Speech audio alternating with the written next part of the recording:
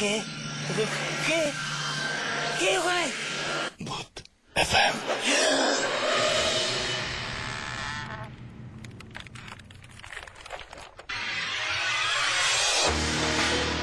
Yes right, ঘড়িতে সময় 11:59।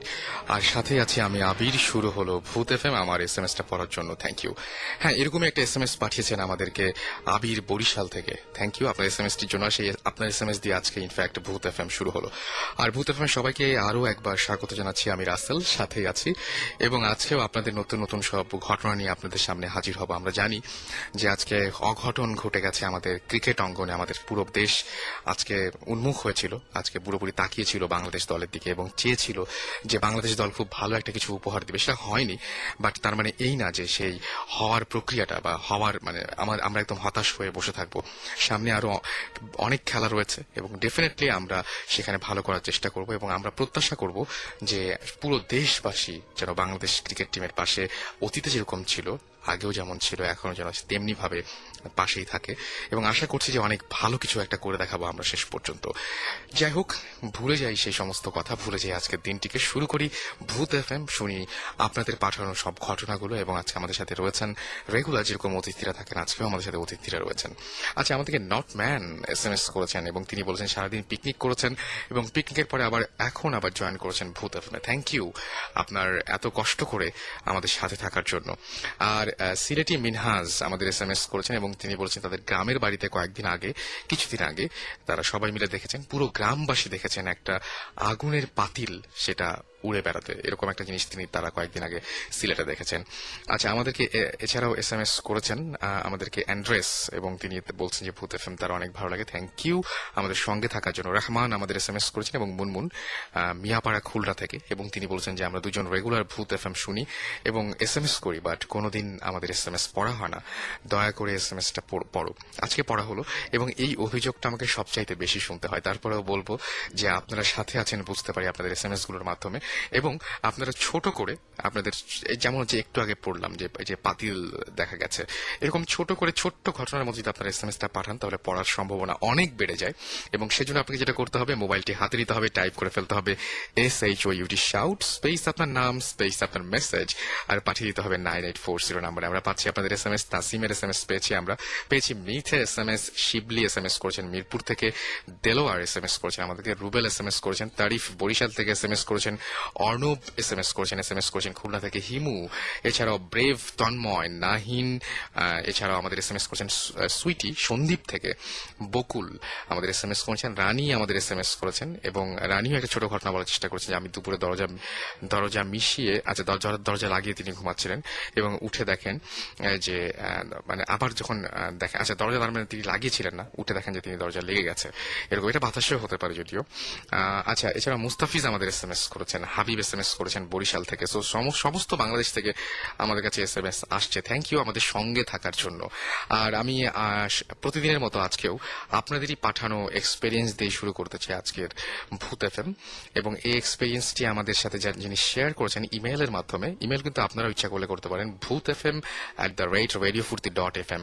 আমরা বেশ এই সপ্তাহে বেশ বিপদে পড়েছিলাম যে আপনারা অনেক ফোন নাম্বার দেন, যে ফোন নাম্বারগুলোতে আপনাদের পাওয়াটা খুব মুশকিল হয়ে যায়। সুতরাং পরবর্তীতে আপনার সাথে কন্ট্যাক্ট করাটা অনেক ঝামেলা হয়ে যায়। সুতরাং এমন কোনো ফোন নাম্বার দিবেন না যেটা বন্ধ থাকে, বা এমন কোনো ফোন নাম্বার দিবেন না যেটাতে আপনাকে পাওয়া যায় না। এনিওয়েজ, আমরা চলে যাচ্ছি আপনাদের পাঠানো ঘটনায়। তিনি লিখেছেন, আমি রিয়াজ, আমি সবার সাথে ঘটনাটা শেয়ার করব। এটা আমার নানা বাড়ির অনেক দিন আগের ঘটনা।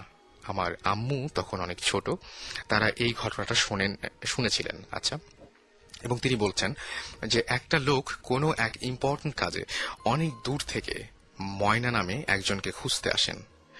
ওই লোকটা ময়নার বাসার অ্যাড্রেস জানতো না বলে ময়নাকে খুঁজে খুঁজে লোকটা অনেক রাত করে ফেলল, কিন্তু লোকটি ময়নাকে তবুও খুঁজে পেল না।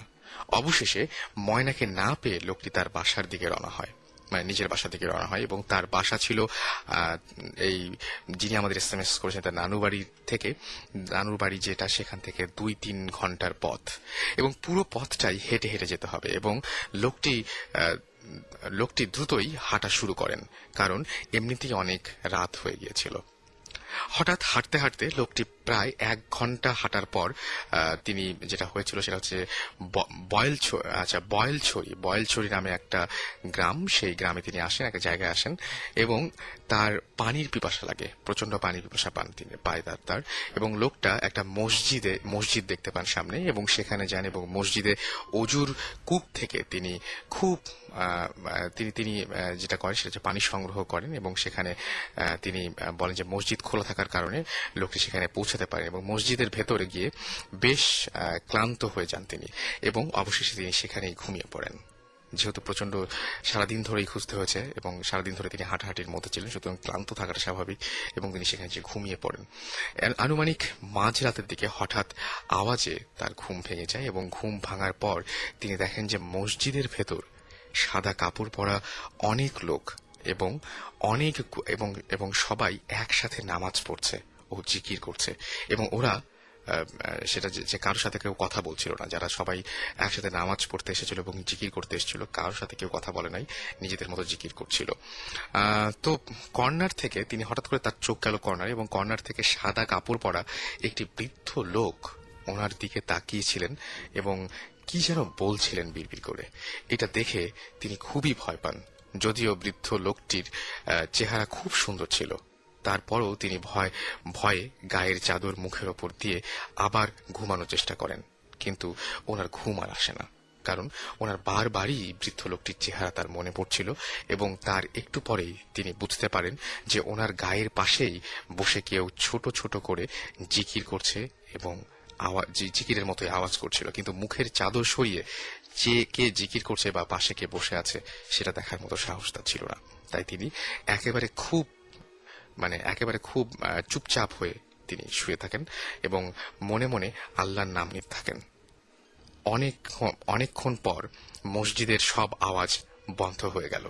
তিনি অনেক সাহস করে মুখের চাদর একটু করে সরিয়ে দেখলেন এবং তিনি সরিয়ে ফেললেন চাদরটা। তার আশেপাশে কেউ নেই এবং মসজিদের ভেতরে সাদা কাপড় পরা যে লোকগুলো ছিল তাদের কাউকে আর দেখা যাচ্ছে না। কিন্তু তিনি যখন মসজিদের কর্নারের দিকে তাকালেন তখন তিনি আবারও দেখলেন সেই বৃদ্ধকে এবং সেই বৃদ্ধ লোকটি তখনও তার দিকে তাকিয়ে এবং এখনো সেই অবাক ভাবেই সে তাকিয়ে আছে এবং এবার তিনি খুব বেশি ভয় পেলেন আর অজ্ঞান হয়ে গেলেন। তারপর মসজিদে ইমাম সকালের ফজরের নামাজ পড়ার সময় তাকে এই বেহুশ অবস্থায় পান এবং তিনি তাকে ঘটনাটা খুলে বলেন, তাকে সুস্থ করেন এবং তাকে ঘটনাটা খুলে বলেন এবং ইমাম সাহেব যেটা তাকে বলেছিলেন যে হ্যাঁ, মসজিদে রাতের বেলা এরকম ঘটনা হয় এবং ঘটনাটা তারাও জানেন। তো এইরকম একটা ঘটনা আমরা কিন্তু মসজিদের এই টাইপের ঘটনাগুলো আপনাদের কাছ থেকে বারবার শুনেছি, এর আগেও অনেক শুনেছি এবং আপনারাই সেটা শেয়ার করেছেন আমাদের সাথে। সো এরকম ঘটনা নিশ্চয়ই আপনাদের কাছেও আছে এবং সেই ঘটনাগুলো যদি থেকে থাকে তাহলে অবশ্যই আমাকে SMS এর মাধ্যমে জানিয়ে দিন। আমাদের SMS করার নিয়মটি হচ্ছে মোবাইলের মেসেজ অপশনে গিয়ে টাইপ করুন SHOUT শাউট স্পেস আপনার নাম স্পেস আপনার মেসেজ আর পাঠিয়ে দিন 9840 নম্বরে। আমাদের এছাড়াও SMS করেছেন শিববীর এবং তিনি বলেছেন যে আমার মামার বাড়িতে মামাতো বোন উর্মির হাতের চা অল টাইম ঠান্ডা হয়। এটা SMS এর মাধ্যমে হয়তো বলেছেন বলে খুব বেশি বোঝা যাচ্ছে না, কিন্তু আপনি ইচ্ছে করলে আমাদের কিন্তু ইমেল করে পুরো ঘটনাটা বলতে পারেন যে কি ঘটনা ঘটে। দীপ্ত খুলনা থেকে SMS করেছেন যে হোয়াট ইজ ভূত, তার এই কোয়েশ্চেনটা আছে। এই প্রশ্নটা আমাদেরও এবং আমার মনে হয় যে যারা শুনছেন তারাও এই প্রশ্নের উত্তর অনেকে বহুবার দিয়েছেন এবং অনেকেই বলেছেন সেটা হচ্ছে অনেকের কাছে এটা মনে হয় যে আমরা আসলে জিনে বিশ্বাস করি, কিন্তু যে সমস্ত জিন খারাপ জিন বা যে সমস্ত জিন আমাদের ক্ষতি করে তাদেরকে আমরা ভূত বলি। এরকম ঘটনা কিন্তু শুনি আমরা। সো আসলে ভূতকে আমরা ভূত কি এটা নিয়ে বিশ্লেষণ করতে আমরা এখানে বসিনি, বাট আপনার যদি মনে হয় যে হ্যাঁ ভূত আপনার কাছে এটা, তাহলে আমাদের জানাতে পারেন সেটা। আচ্ছা, সাগর আমাদের SMS করেছেন এবং তিনি বলছেন তিনি ফুটবলের মতন আগুনের গোলা দেখেছেন তাদের ওখানে। হ্যাঁ, এরকম ঘটনা আমরা এর আগেও শুনেছি বিভিন্ন জায়গায় এবং বিল অঞ্চলে এই ধরনের ঘটনাগুলো কিন্তু হয়। যাই হোক, আমরা পরিচয় করে দিই আপনাদের সবাইকে, আমাদের সাথে যারা আজকে অতিথি হিসেবে রয়েছেন তাদেরকে। শুরুতে আমি আপনার নাম জানতে চাইবো। হ্যাঁ, আমার নাম নুসরাত। নুসরাত, আপনি কোথা থেকে এসেছেন? আমি এসেছি শেওড়াপাড়া থেকে। শেওড়াপাড়া থেকে। নুসরাত, আরেকটু কাছে নিয়ে কথা বলতে হবে মাইক্রোফোনটা। ওকে। সো নুসরাত, আপনাদের বাসায় অনেক ঘটনা ঘটে যেটা আপনারা ইমেইলে আমাকে জানিয়েছেন। সো সেই ঘটনাগুলো কোন ধরনের ঘটনা, কি ঘটে একটু আমাদের বলবেন? হ্যাঁ, এটা হচ্ছে 2005-এর ঘটনা। তার আগে বলি যে আপনার সঙ্গে আপনার হাজবেন্ড রয়েছেন এবং একই সাথে এক্সপেরিয়েন্স করেছেন আপনারা দুজন। হ্যাঁ, আমরা দুজন এবং বাসার অনেকেই। আপনার নামটা একটু শুনি। আমার নাম জি। জি, আমার নাম শঙ্খ। আমি একই জিনিস আমরা একই সাথে এক্সপিরিয়েন্স করেছি। তো এটা হচ্ছে 2005 এর দিকে এই আমি, ঘটনাটা জি, ওকে, শুরু করি তাহলে আমরা শুনি যে কি মানে ঘটনা আমরা ঘটেছিল। যখন এই বাসাটায় উঠলাম জি। তারপর দিনই আমরা পাশের বিল্ডিং এর এক মানে মহিলা বললো যে আপনারা যে বাসাটা উঠলেন বাসাটা কিন্তু ভালো না, এখানে কেউই থাকে না। আচ্ছা, তো বাসার কেয়ারটেকারের সাথে যোগাযোগ করা হলে উনি বলল যে এগুলা কিছু না, মানে ভাড়াটিয়া যাতে না রাখি সেজন্য এগুলা বলা হচ্ছে। তো আমার নানি শাশুড়ি তখন দেশে থাকতেন, উনি আবার এই জিনিসগুলো একটু বোঝেন, মানে অনেকে থাকে না বৃদ্ধরা একটু বোঝেন জি। যে এই বাসা ভালো কি খারাপ। তো উনি আমাকে বলতেছে যে আমার নিক নেম রিয়া, তো উনি বলছে যে রিয়া এই বাসাটা না ভালো না। তো কিছুদিন পর থেকেই মানে আমরা ফিল করতাম যে বাসায় যেমন রাতে মার্বেল শব্দ হতো। আচ্ছা, তারপর এটা কি আপনাদের ওই বাসাটাই হতো? আমাদের বাসাতে আমাদের বেডরুমে যেটা ওটা বেশি হতো, মানে কাচের মার্বেল, কাচের মার্বেল, হ্যাঁ, ফ্লোরে। তারপর সিএনজি স্টেশনে গ্যাস নেওয়ার পর মানে স্টেশনে পাইপটা যখন খুলে ফেলে তখন একটা আওয়াজ হয়, Right, সেই right. আওয়াজটা হতো অনেক জোরে একটা জোরে শব্দ একটা, হয়। হ্যাঁ। তারপর বাথরুমে পানি পড়ার শব্দ, এমনকি রাত 10টার পরও মানে মাঝরাতে যে আমি বাথরুমে যেতাম একা পারতাম না, মানে আমার সারা শরীর কাটা দিয়ে উঠতো। ওকে আমি ডেকে তারপরে আমি বাথরুমে যেতাম, আমি অ্যাটাচ বাথ। আপনার কি পরিষ্কার শুনতে পেয়েছেন যে ভেতরে পানির শব্দ হ্যাঁ হচ্ছে? হ্যাঁ, পানির শব্দ হচ্ছে। আচ্ছা, এটা কি আপনি একা শুনেছেন না না, বাসার? ও শুনেছে। আচ্ছা, আপনিও শুনেছেন? জি। আচ্ছা, ওকে। তো মানে যেটা আমাদের দেখা জি। সেটা হচ্ছে যে এটা হতো মিডনাইটে 2:30 থেকে ভোরের আজান দেওয়ার আগ পর্যন্ত। ভোর এই আজান জিনিসগুলা। দেওয়ার পরে তারপর সবকিছু ঠিক। হ্যাঁ, আজানের পর আর কিছুই নাই। আচ্ছা, তো আমরা ঘুমায় আছি তখন 3টা থেকে সোয়া 3টা বাজে।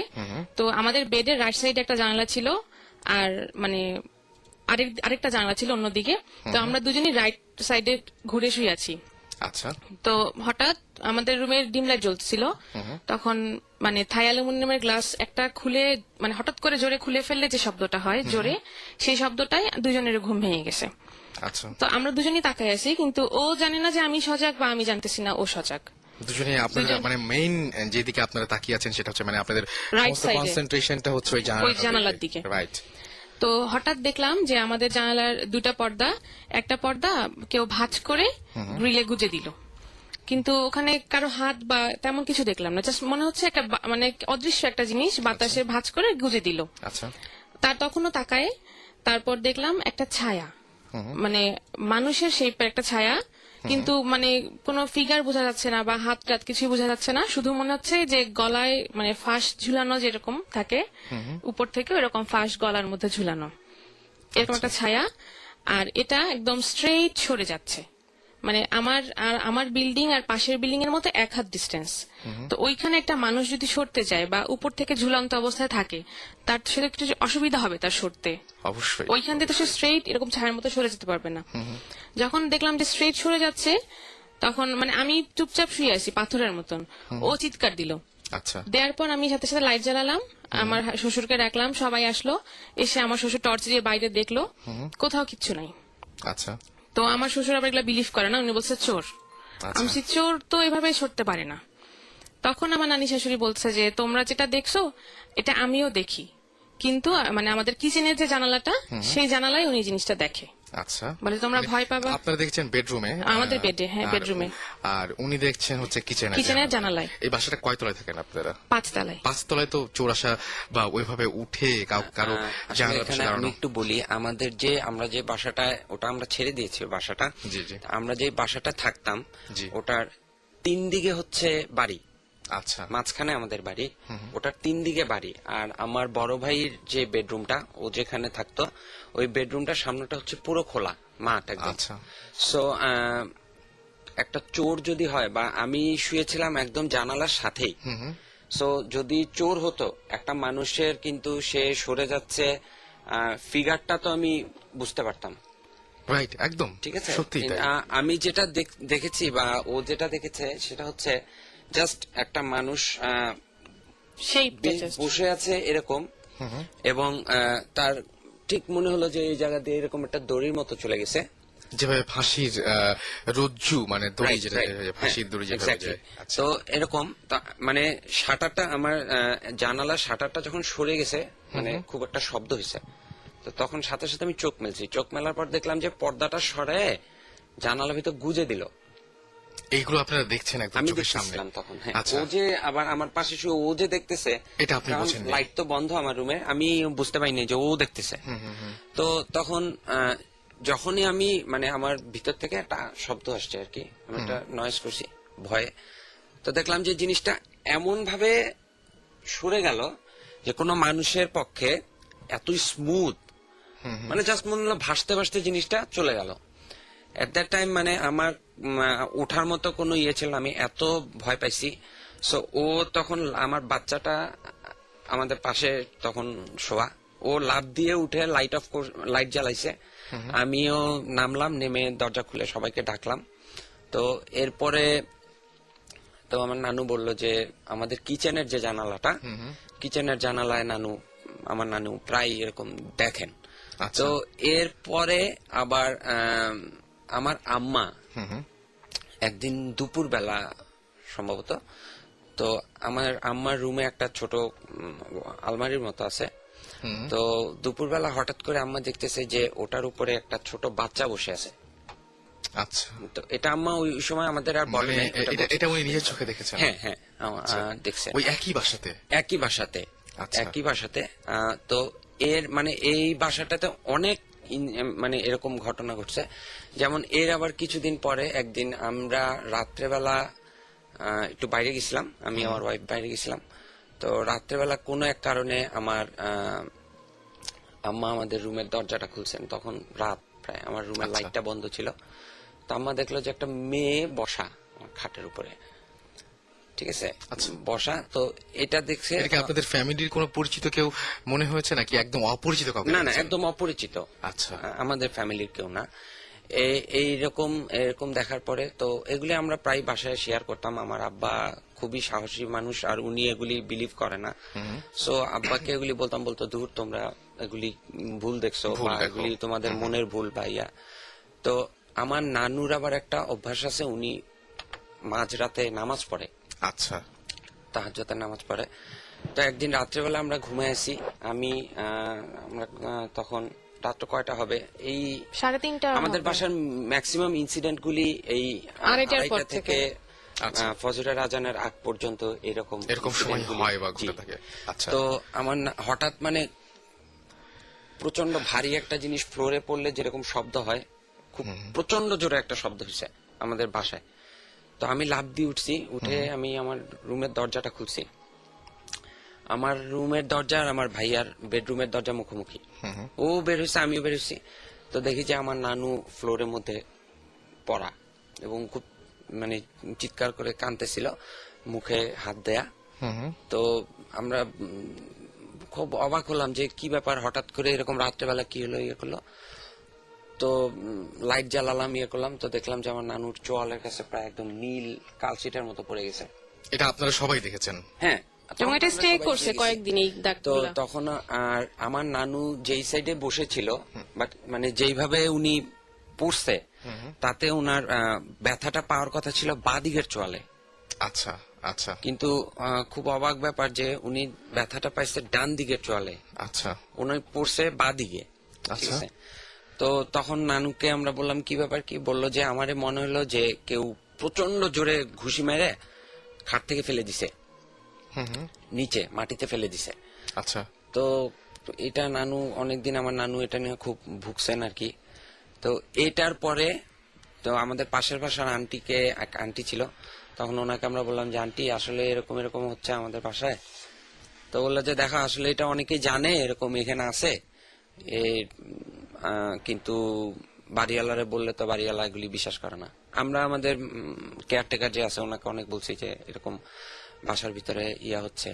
আর আমার ভাইয়া তার বেডরুমে প্রায় শুনতো, মানে হাড্ডি চাবালে যেরকম কর্কর শব্দ হয় ওর জানালার কাছে, এবং প্রচন্ড দুর্গন্ধ আর কি আসতো প্রায় মাঝরাতে। 5 তলায় কিন্তু সাধারণত দুর্গন্ধ আসার কথা না, এটা খুব আজব ব্যাপার। আজব ব্যাপার, হ্যাঁ, জি। যে 5 তলায় মানে, দুর্গন্ধ হ্যাঁ, আসাটা একটু এরকম। মুশকিল। তারপরে আরেকদিন রাতে, আরেকদিন সকালবেলা ও অফিস যাওয়ার সময় আমার নানু ওকে বলতেছে যে তুমি এত রাতে হাঁটাহাঁটি করো কেন ঘরের মধ্যে?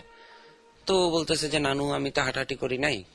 বল না, তোমারে আমি দেখছি, তুমি রাত্র 3টার সময় উঠা তোমার রুমের থেকে বের হয়ে ভিতরে রুমে গেছো, আবার হাইটা এসে তুমি তোমার রুমে ঢুকছো।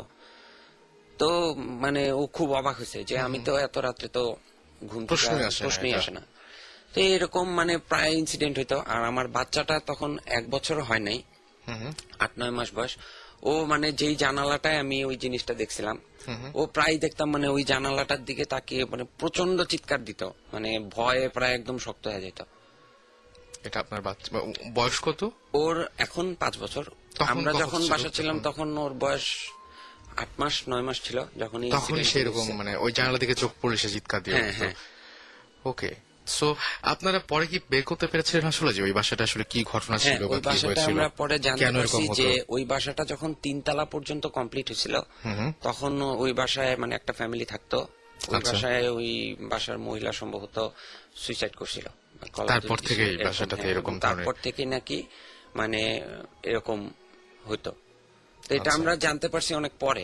আপনাদের বাসা ছাড়ার কারণও কি এটা যে এই বাসাটা এরকম ধরনের? আসলে বাসা ছাড়ার কারণ ওই বাসাটায় আমাদের ফ্যামিলির ম্যাক্সিমাম মেম্বার প্রায় সিক থাকতো এবং এই ধরনের ইনসিডেন্ট গুলি হতো। আমার নানু খুব মানে বয়স্ক মানুষ, উনি এরকম বেশ কিছু মানে এক্সপেরিয়েন্স হয়েছে ওনার। এর মানে এগুলির কারণেই আর কি মেইনলি আমরা পরে ওই বাসাটায় আর থাকিনি। আচ্ছা, একটা জিনিস সেটা হচ্ছে যে এই যে আপনারা বাসা পরিবর্তন করলেন, নতুন বাসায় যে আসলেন চেঞ্জ করে, সেই নতুন বাসায় কি আর এই ধরনের কোনো প্রবলেম হয়েছে? নতুন বাসায় আমাদের কোনো প্রবলেম হয় নাই, আমরা এই ধরনের কোনো ফিলও করিনি। সো আমার যেটা মনে হয় যে আসলে এই ব্যাপারগুলোকে সবসময় আমরা চিন্তা করি যে আমরা ভুল দেখি বা মানসিক ব্যাপার বলে চালিয়ে দিতে চাই, কিন্তু এটা কি বলবো যে একটা বাসার সাথে তো এত কিছু মানে একসাথে সবগুলো মানুষ এভাবে দেখতে পারে না, একসাথে সবগুলো মানুষ সিক হয়ে যেতে পারে না।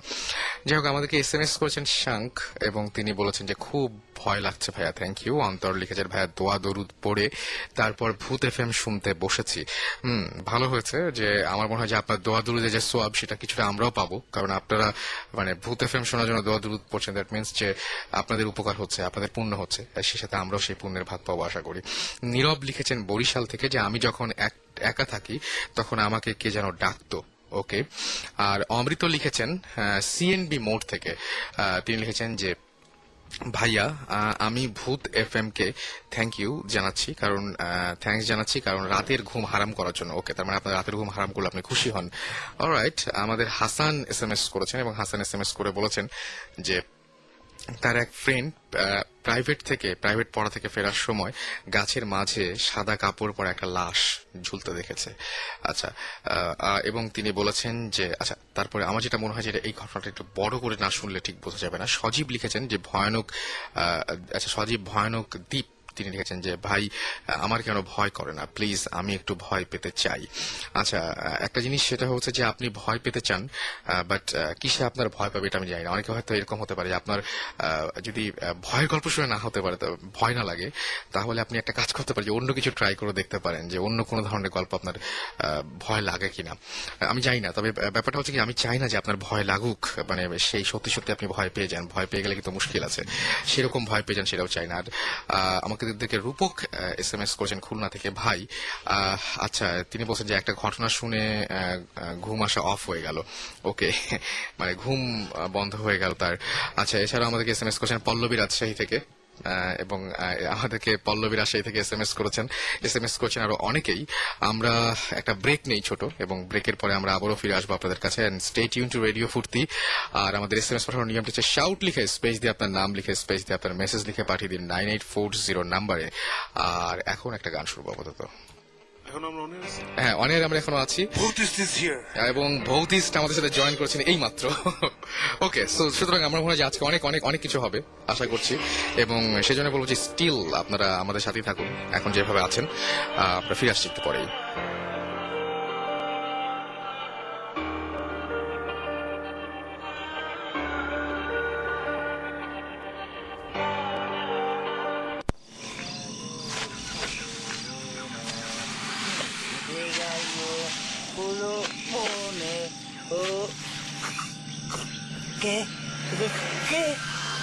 কে ভাই? ভূত FM।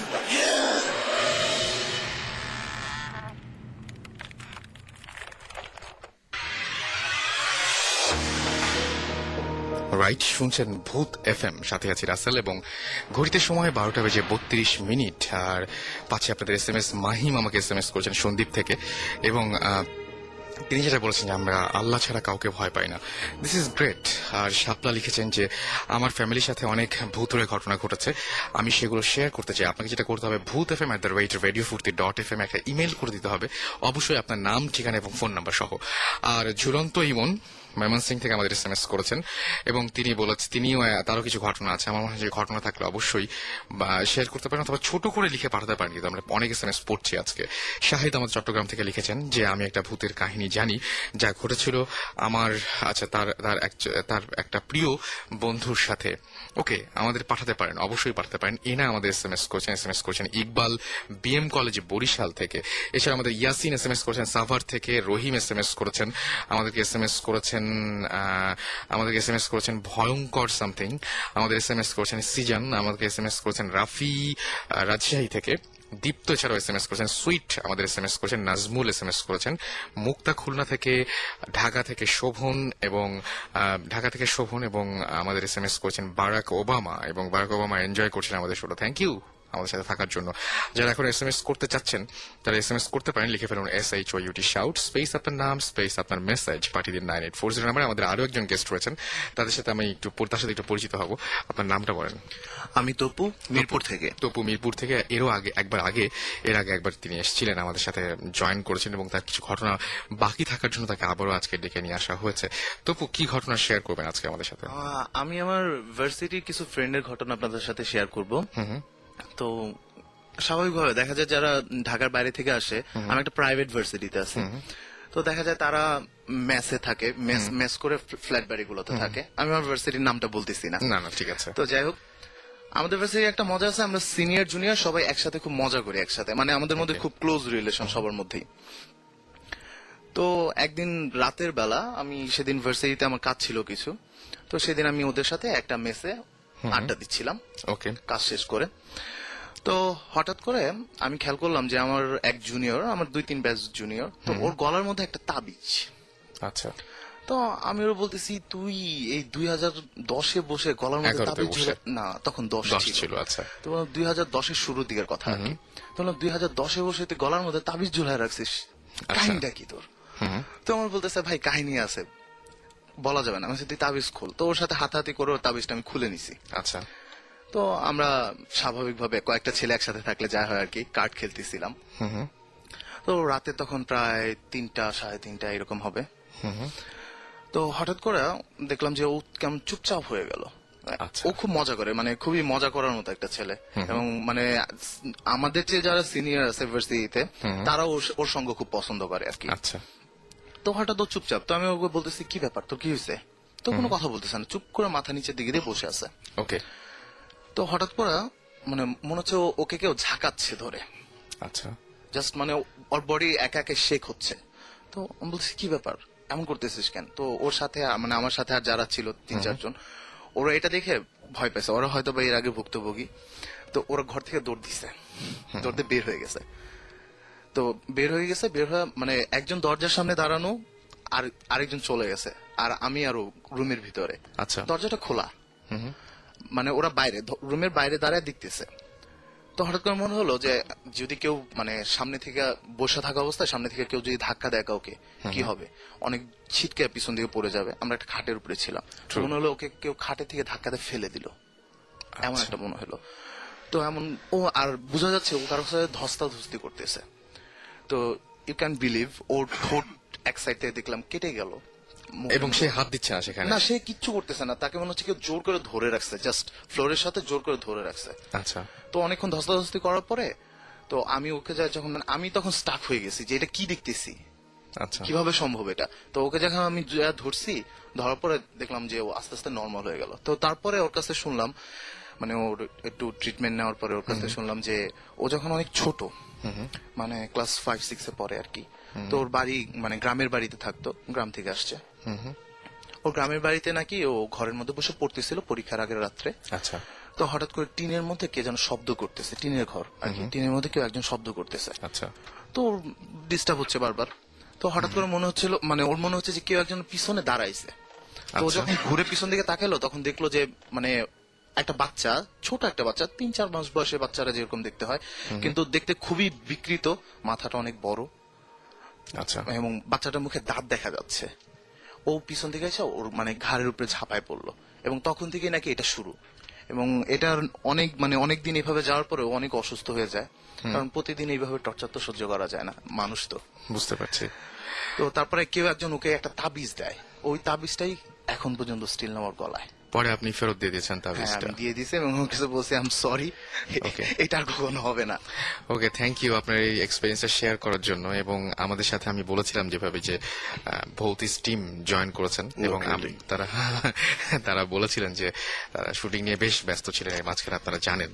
এবং খুব দ্রুতই আপনাদের কাছে ইমেল পাচ্ছি এবং আপনারা SMS এর মাধ্যমে জানাচ্ছেন যে আপনারা অনেকবার সেই প্রোমোটা দেখেছেন। এবং খুব অবাক ব্যাপার যে যখন প্রোমোটা টেলিভিশনে দেখে, অনেকে সেটা আবার ইউটিউবে গিয়ে আবার নতুন করে দেখে। ওকে, মানে পুরোটা দেখার জন্য। এক্স্যাক্টলি, অ্যাকচুয়ালি ইউটিউবে আমাদের এই ট্রেলার যে ডেমোটা, জি, এটার হিট 95,000 প্লাস হয়ে গেছে অলমোস্ট 1 লাখের হিট। ওকে, এটা আমার মতে আমাদের জন্য একটা বড় অ্যাচিভমেন্ট, অনেক বড় একটা জাস্ট ট্রেলার, এটা সিরিয়াস কিছু না আর কি। অনেক বড় ব্যাপার। So, সুমন ভাই, আমার মনে হয় যে মানে যে পরিমাণ এখন মানে ভিউয়ার্সরা আছে, আরো বেশি বাড়বে যখন, এবং আরো অনেক হিট করবে অনেকে, আমার যেটা অবশ্যই, মনে হয়। ইনশাআল্লাহ, আমরা ইনশাআল্লাহ ভেরি মাচ হোপফুল। একদম। এখন তো অ্যাকচুয়ালি দেশ টিভিতে প্রোমো দেখানো শুরু হয়ে গেছে। জি। সো যাদের ইউটিউব অ্যাক্সেস নাই বা যারা ওইসব জায়গায় ইউজুয়ালি যায় না, তারাও এখন দেখতে পারছে। সো হোপফুলি এটা ভালো একটা জায়গায় যাবে। আচ্ছা, এটা তাহলে কি মানে এখন কি আমরা বলতে পারি যে বেশ কিছু এপিসোড হাতে রেডি হয়ে গেছে বা এরকম আমরা দেখতে পাচ্ছি খুব দ্রুত? রাইট, এখন ব্যাপারটা যেটা হচ্ছে যে আমাদের ইনভেস্টিগেশন তো অ্যাকচুয়ালি অলমোস্ট ডান। একটা জাস্ট লোকেশনের ইনভেস্টিগেশন এখনো শেষ হয়নি। আচ্ছা, ওই জায়গায় আমরা ওটা এখনো শেষ করিনি, ওটা আমরা লাস্টে শেষ করবো, ওটা হাফ ডান অবস্থায়। ওটা নিয়ে ইনফ্যাক্ট আজকে আমরা কথা বলবো, লাস্ট দিন আমরা আলাপ করছিলাম ওটা নিয়ে। আর আমাদের যে ফিকশন পার্ট গুলো, আমাদের 5টা ফিকশন পার্ট থাকবে নাটক টাইপের। 5টার মধ্যে 2টো হয়ে গেছে আর 3টা বাকি। সো এই 3টাও খুব শীঘ্রই এই মাসের মধ্যেই শেষ হয়ে যাচ্ছে। আচ্ছা। তো আচ্ছা শুনুন ভাই, একটা জিনিস জানতে চাই, সেটা হচ্ছে যে সবসময় অনেক ধরনের সমস্যা ফেস করতে হয়। তো এই যে আপনি যখন ভৌতিস্টের শুরুর দিকে অনেক বাধা হয়েছে, শুটিং করতে গিয়ে রিসেন্টলি কোনো বাধার সম্মুখীন হননি যে মানে কেউ চাচ্ছে না যে শুটিংটা হোক বা এরকম কিছু? এরকম অনেক হয়েছে, অনেক, মানে এটা আমরা মোস্ট অফ দ্য কেসেসে এরকম প্রবলেমই আমরা ফেস করেছি। বিকজ এর আগে আমি বলেছিলাম একটা এপিসোডে যে বাংলাদেশে অ্যাকচুয়ালি কোন একটা বাসার মধ্যে কোনো সমস্যা বা কোনো একটা জায়গায় প্রবলেম আছে, এগুলো কেউ জানতে দিতে চায় না। বিকজ আমরা অনেক এইসব ব্যাপারে অনেক কনজারভেটিভ, আমরা এগুলো জানতে দিতে চাই না। সো আমরা যেই কয়টা লোকেশনের ইনভেস্টিগেশন মানুষজন দেখবে, ওদের সবার সাথে মোটামুটি আমাদের একটা কন্ট্রাক্ট সাইন করতে হয়েছে যে আমরা লোকেশন, নাম এবং কোন একটা বাসা হলে বাসার বাইরের ইয়েটা, অ্যাকচুয়াল বাসাটা আমরা দেখাতে পারবো না। সো দ্যাট মানুষজন দেখে যাতে না বুঝতে পারে যে অ্যাকচুয়ালি আমরা কোথায় গিয়েছিলাম। যেই কারণে আমাদের ট্রেলারের মধ্যে অনেকে কোশ্চেন করেছে যেটা খুলনায় কোথায়, ট্রেলারটা খুলনায় না। ট্রেলারে আমরা 2-3টা লোকেশনের ভেঙে কয়েকটা জিনিস জোড়া লাগিয়ে আমরা একটা আইডিয়া দেওয়ার জন্য আমরা করেছিলাম। সো যে কারণে সবসময় সবকিছু বলা যাচ্ছে না আর কি। আর এমনিতে অন্য কোনো কিছুর দ্বারা মানে বাধা প্রাপ্ত হয়েছেন কিনা, মানে যাদের নিয়ে আর কি কাজটা? ওয়েল, সুপার ন্যাচারাল বলি বা যে জিনিস এক্সপ্লেইন করতে পারছি না বা কোনো ধরনের সমস্যা, হ্যাঁ অবশ্যই এটা হয়েছে আমাদের। ইনফ্যাক্ট কোইন্সিডেন্স, আজকে যে জিনিসটা নিয়ে আমরা আলাপ করবো, এটার একটা বড় পার্ট হচ্ছে এটাই। আমাদের একটা লোকেশন আছে যেটা আমরা ভৌতিস্টের প্রথম ইনভেস্টিগেশন ছিল, রাইট? First investigation. এই ইনভেস্টিগেশন আমরা শুরু করেছি প্রথমে, ওই ইনভেস্টিগেশন এখন আমাদের শেষ হয় নাই। এটা করতে গিয়ে আমাদের অনেক ধরনের জিনিসপত্র ফেস করতে হচ্ছে, উইচ ইজ ভেরি উইয়ার্ড। মানে প্রথম দিকে যখন আমাদের এই প্রবলেমগুলো হচ্ছিল, তখন তো অ্যাকচুয়ালি আমরা তো খেলার ছলে অ্যাকচুয়ালি কাজটা করছিলাম, তখন তো অত সিরিয়াস ছিলাম না। আর বাট পরের দিকে আমরা যখন এই জিনিসটা নিয়ে অনেক চিন্তা ভাবনা করলাম, দেখলাম যে এই একটা লোকেশন আছে যেটা নিয়ে আমরা বারবার হোঁচট খাচ্ছি আর কি। আপনি আরো কয়েকবার সেই জায়গায় চেষ্টা করেছিলেন যে কাজটা শেষ করার। এক্স্যাক্টলি, অনেকবারই মেন্টালিটি ডিফারেন্ট ছিল তখন আমাদের, মেন্টালিটি ডিফারেন্ট ছিল। এখন তো আস্তে আস্তে এখন একটা এরকম একটা এখন মানে এক্সপিরিয়েন্স হয়ে গেছে। মানে আমাদের এই টিমের বয়স তো 2 বছর। সো জি, এই টিমের মানে টিম ওয়ার্কেরও তো একটা ব্যাপার আছে, মানে অবশ্যই আমাদের টিম ওয়ার্ক যদি আজকে বাংলাদেশের ক্রিকেট খেলার মতন হয় তাহলে তো হবে না, হ্যাঁ, তাহলে ব্যাপারটা অনেক খারাপ হবে। সো এখন আমাদের মধ্যে ওই এক্সকিউজ মি আন্ডারস্ট্যান্ডিংটা আছে, সবকিছু আছে। সো এখন অনেক কিছু আমরা খুব সহজে বা মানে শান্তভাবে হ্যান্ডেল করতে পারি, তখন পারতাম না। আচ্ছা সো যে কারণে প্রবলেমও বেশি ফেস করেছিলাম। আচ্ছা বাট এখনো আমাদের এই তুমি যেটা বলছো যে অন্য ধরনের কোনো প্রবলেম নাকি, হ্যাঁ অবশ্যই অন্য ধরনের প্রবলেম আমাদের হয়েছে, আমরা এখনো ভুক্তভোগী। আমরা এখনো ওই একটা, আমরা একটু আগে যেটা বললাম যে একটা লোকেশন আছে যেটা আমরা লাস্টে করবো এই কারণে, বিকজ আমাদের সবার কাছেই মনে হয়েছে যে এই জায়গাটা আসলে একটু রিস্কি। এখানে যাওয়ার আগে আমার মানে সব এপিসোড গুলো শেষ করে এডিট করে তারপরে যাওয়া উচিত। Oh my God. তো আমার যেটা মনে হয় যে আপনারা যারা সাথে আছেন তাদেরও যদি কোনো কিছু জানতে ইচ্ছে করে অবশ্যই SMS করতে পারেন, লিখে ফেলুন SHYUT শাউট স্পেস আপনার নাম স্পেস আপনার মেসেজ পাঠিয়ে দিন 9840 নম্বরে। বলি একটু ছোট্ট করে যে আমাদেরকে বৃষ্টি SMS করেছেন বৃষ্টি, এবং বলেছেন যে ভাইয়া আমরা সব সময় ভূত FM শুনি, এটা আমাদের খুব ভালো লাগে, thank you so much. Nadia Chittagong থেকে SMS করেছেন আমাদেরকে। এছাড়া সুমি SMS করেছেন এবং বলেছেন যে ভৌতিস টিমকে আবারও ফিরে আসার জন্য অনেক অনেক অনেক অনেক ধন্যবাদ এবং অনেক বেশি এনজয় করছে। ওকে, আমাদেরকে SMS করেছেন কাউন্ট ড্রাকুলা রাজশাহী থেকে, এবং আচ্ছা ট্রান্সিলভানিয়া থেকে রাজশাহীতে চলে। আচ্ছা ঠিক আছে, সুমনের কাছে একটা কোয়েশ্চেন আছে, সেটা হচ্ছে বাংলাদেশ ক্রিকেট টিমের জন্য ভূত দিয়ে কিছু করা যায় না? আজকে I don't think we need help to destroy this. না আজকে ফেসবুকে আমার স্ট্যাটাস ছিল যে উইল বিট ইংল্যান্ড, হ্যাঁ ওকে। তারপরে একজন স্ট্যাটাসে কমেন্ট করেছে, আমার নামটা মনে নেই, সে বললো যে আজকে এই চিটাং স্টেডিয়াম নিয়ে একটা ভূতের কিছু বলেন, ইংল্যান্ড প্লেয়াররা যদি শুনে তাহলে ভয় খেলতে হবে। বাট আমাদের ভয় দেখিয়ে জিততে হবে না, ইনশাল্লাহ আমরা আশাবাদী ইংল্যান্ডের সাথে আমরা ইনশাল্লাহ জিতবো। আমরা ওই যে মাঝে মধ্যে এরকম হয় না যে আমরা আমাদের ওই যে সিনিয়ররা, মানে আমাদের সিনিয়র সিটিজেন যারা বা যারা বয়স্ক যারা আগের জেনারেশনের, তারা বলে না যে এখনকার গানগুলো যেন কেমন হচ্ছে, আমাদের সময়ের গানগুলো খুব ভালো ছিল। তা আমার ধারণা এই ধরনের কথাবার্তা বোধহয় বাংলাদেশ ক্রিকেট টিমকে বলেছিল এবং ওরা কনভিন্সড হয়ে ওদের সময়ে বাংলাদেশ ক্রিকেট টিম যেমন খেলতে ওইভাবে একটু খেলবে করেছে। খুবই ফ্রাস্ট্রেটিং খেলা, বাট আমরা এখনো হাল ছাড়িনি। এবং আমার মনে হয় যে এই কয়েকদিন আগে আমরা অনেক লাফালাফি করছিলাম, আমরা কিন্তু কাপ জিতেই গেছি, এই টাইপের একটা অবস্থা। চারিদিকে ফেস্টিভ্যাল অনেকভাবে আমরা এনজয় করছিলাম, এবং এই ইন্ডিয়ার সাথে আমরা হারার পরেও কিন্তু আমরা 2-8 মানে আমরা ভালো একটা স্কোর করেছিলাম। আয়ারল্যান্ডের সাথে কানের পাশ দিয়ে গুলি গেল, আমরা জিতেছি। এবং আজকে আমরা অপদস্থ হয়েছে ভয়ঙ্কর ভাবে আর কি, যেটা হয়েছে আর কি খুব বাজেভাবে।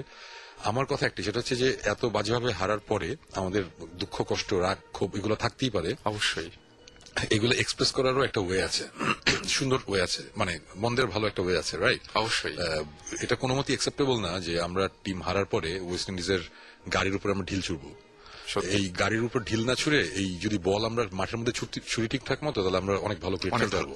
হ্যাঁ সত্যি, ওইটাই আমার ধারণা আমাদের সবারই মতে এই জিনিসটা ঠিক না।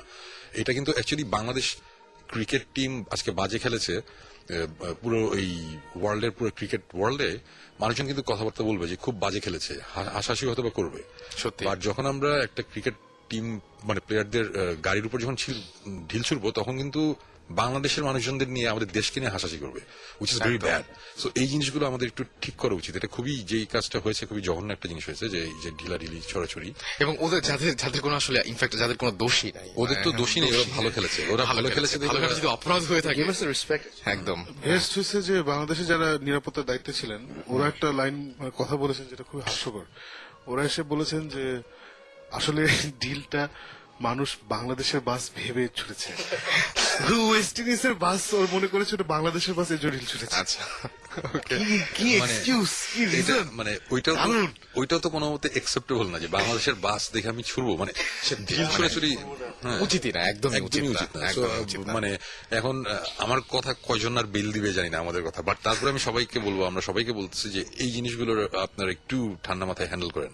মানে দরকার হলে বাসায় গিয়ে 2টা গ্লাস ভাঙেন, বাট এই ঢিলাঢিলি করেন না। 2টা গ্লাস ভাঙলে তেমন কোনো ক্ষতি হবে না আর কি, পরে পরিষ্কার করে ফেললে পা কাটবে না। সেটাই, হ্যাঁ এইগুলাই আর কি। যদিও ভূত এফএমে আছি এই মুহূর্তে আমরা, বাট তারপরে এটা নিয়ে কথা বলছি, বিকজ জিনিসটা অ্যাকচুয়ালি অ্যালার্মিং, এরকম হওয়া উচিত না। অবশ্যই।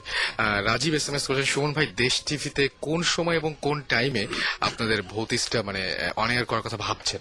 মানে একদম এক্স্যাক্টলি দরকার নাই কিন্তু আচ্ছা, অ্যাকচুয়ালি আমরা এখনো জানি না কোন সময় অন এয়ার হবে, বাট আমাদের প্ল্যানটা হচ্ছে আমরা একটু রাতের দিকে করবো। Exactly.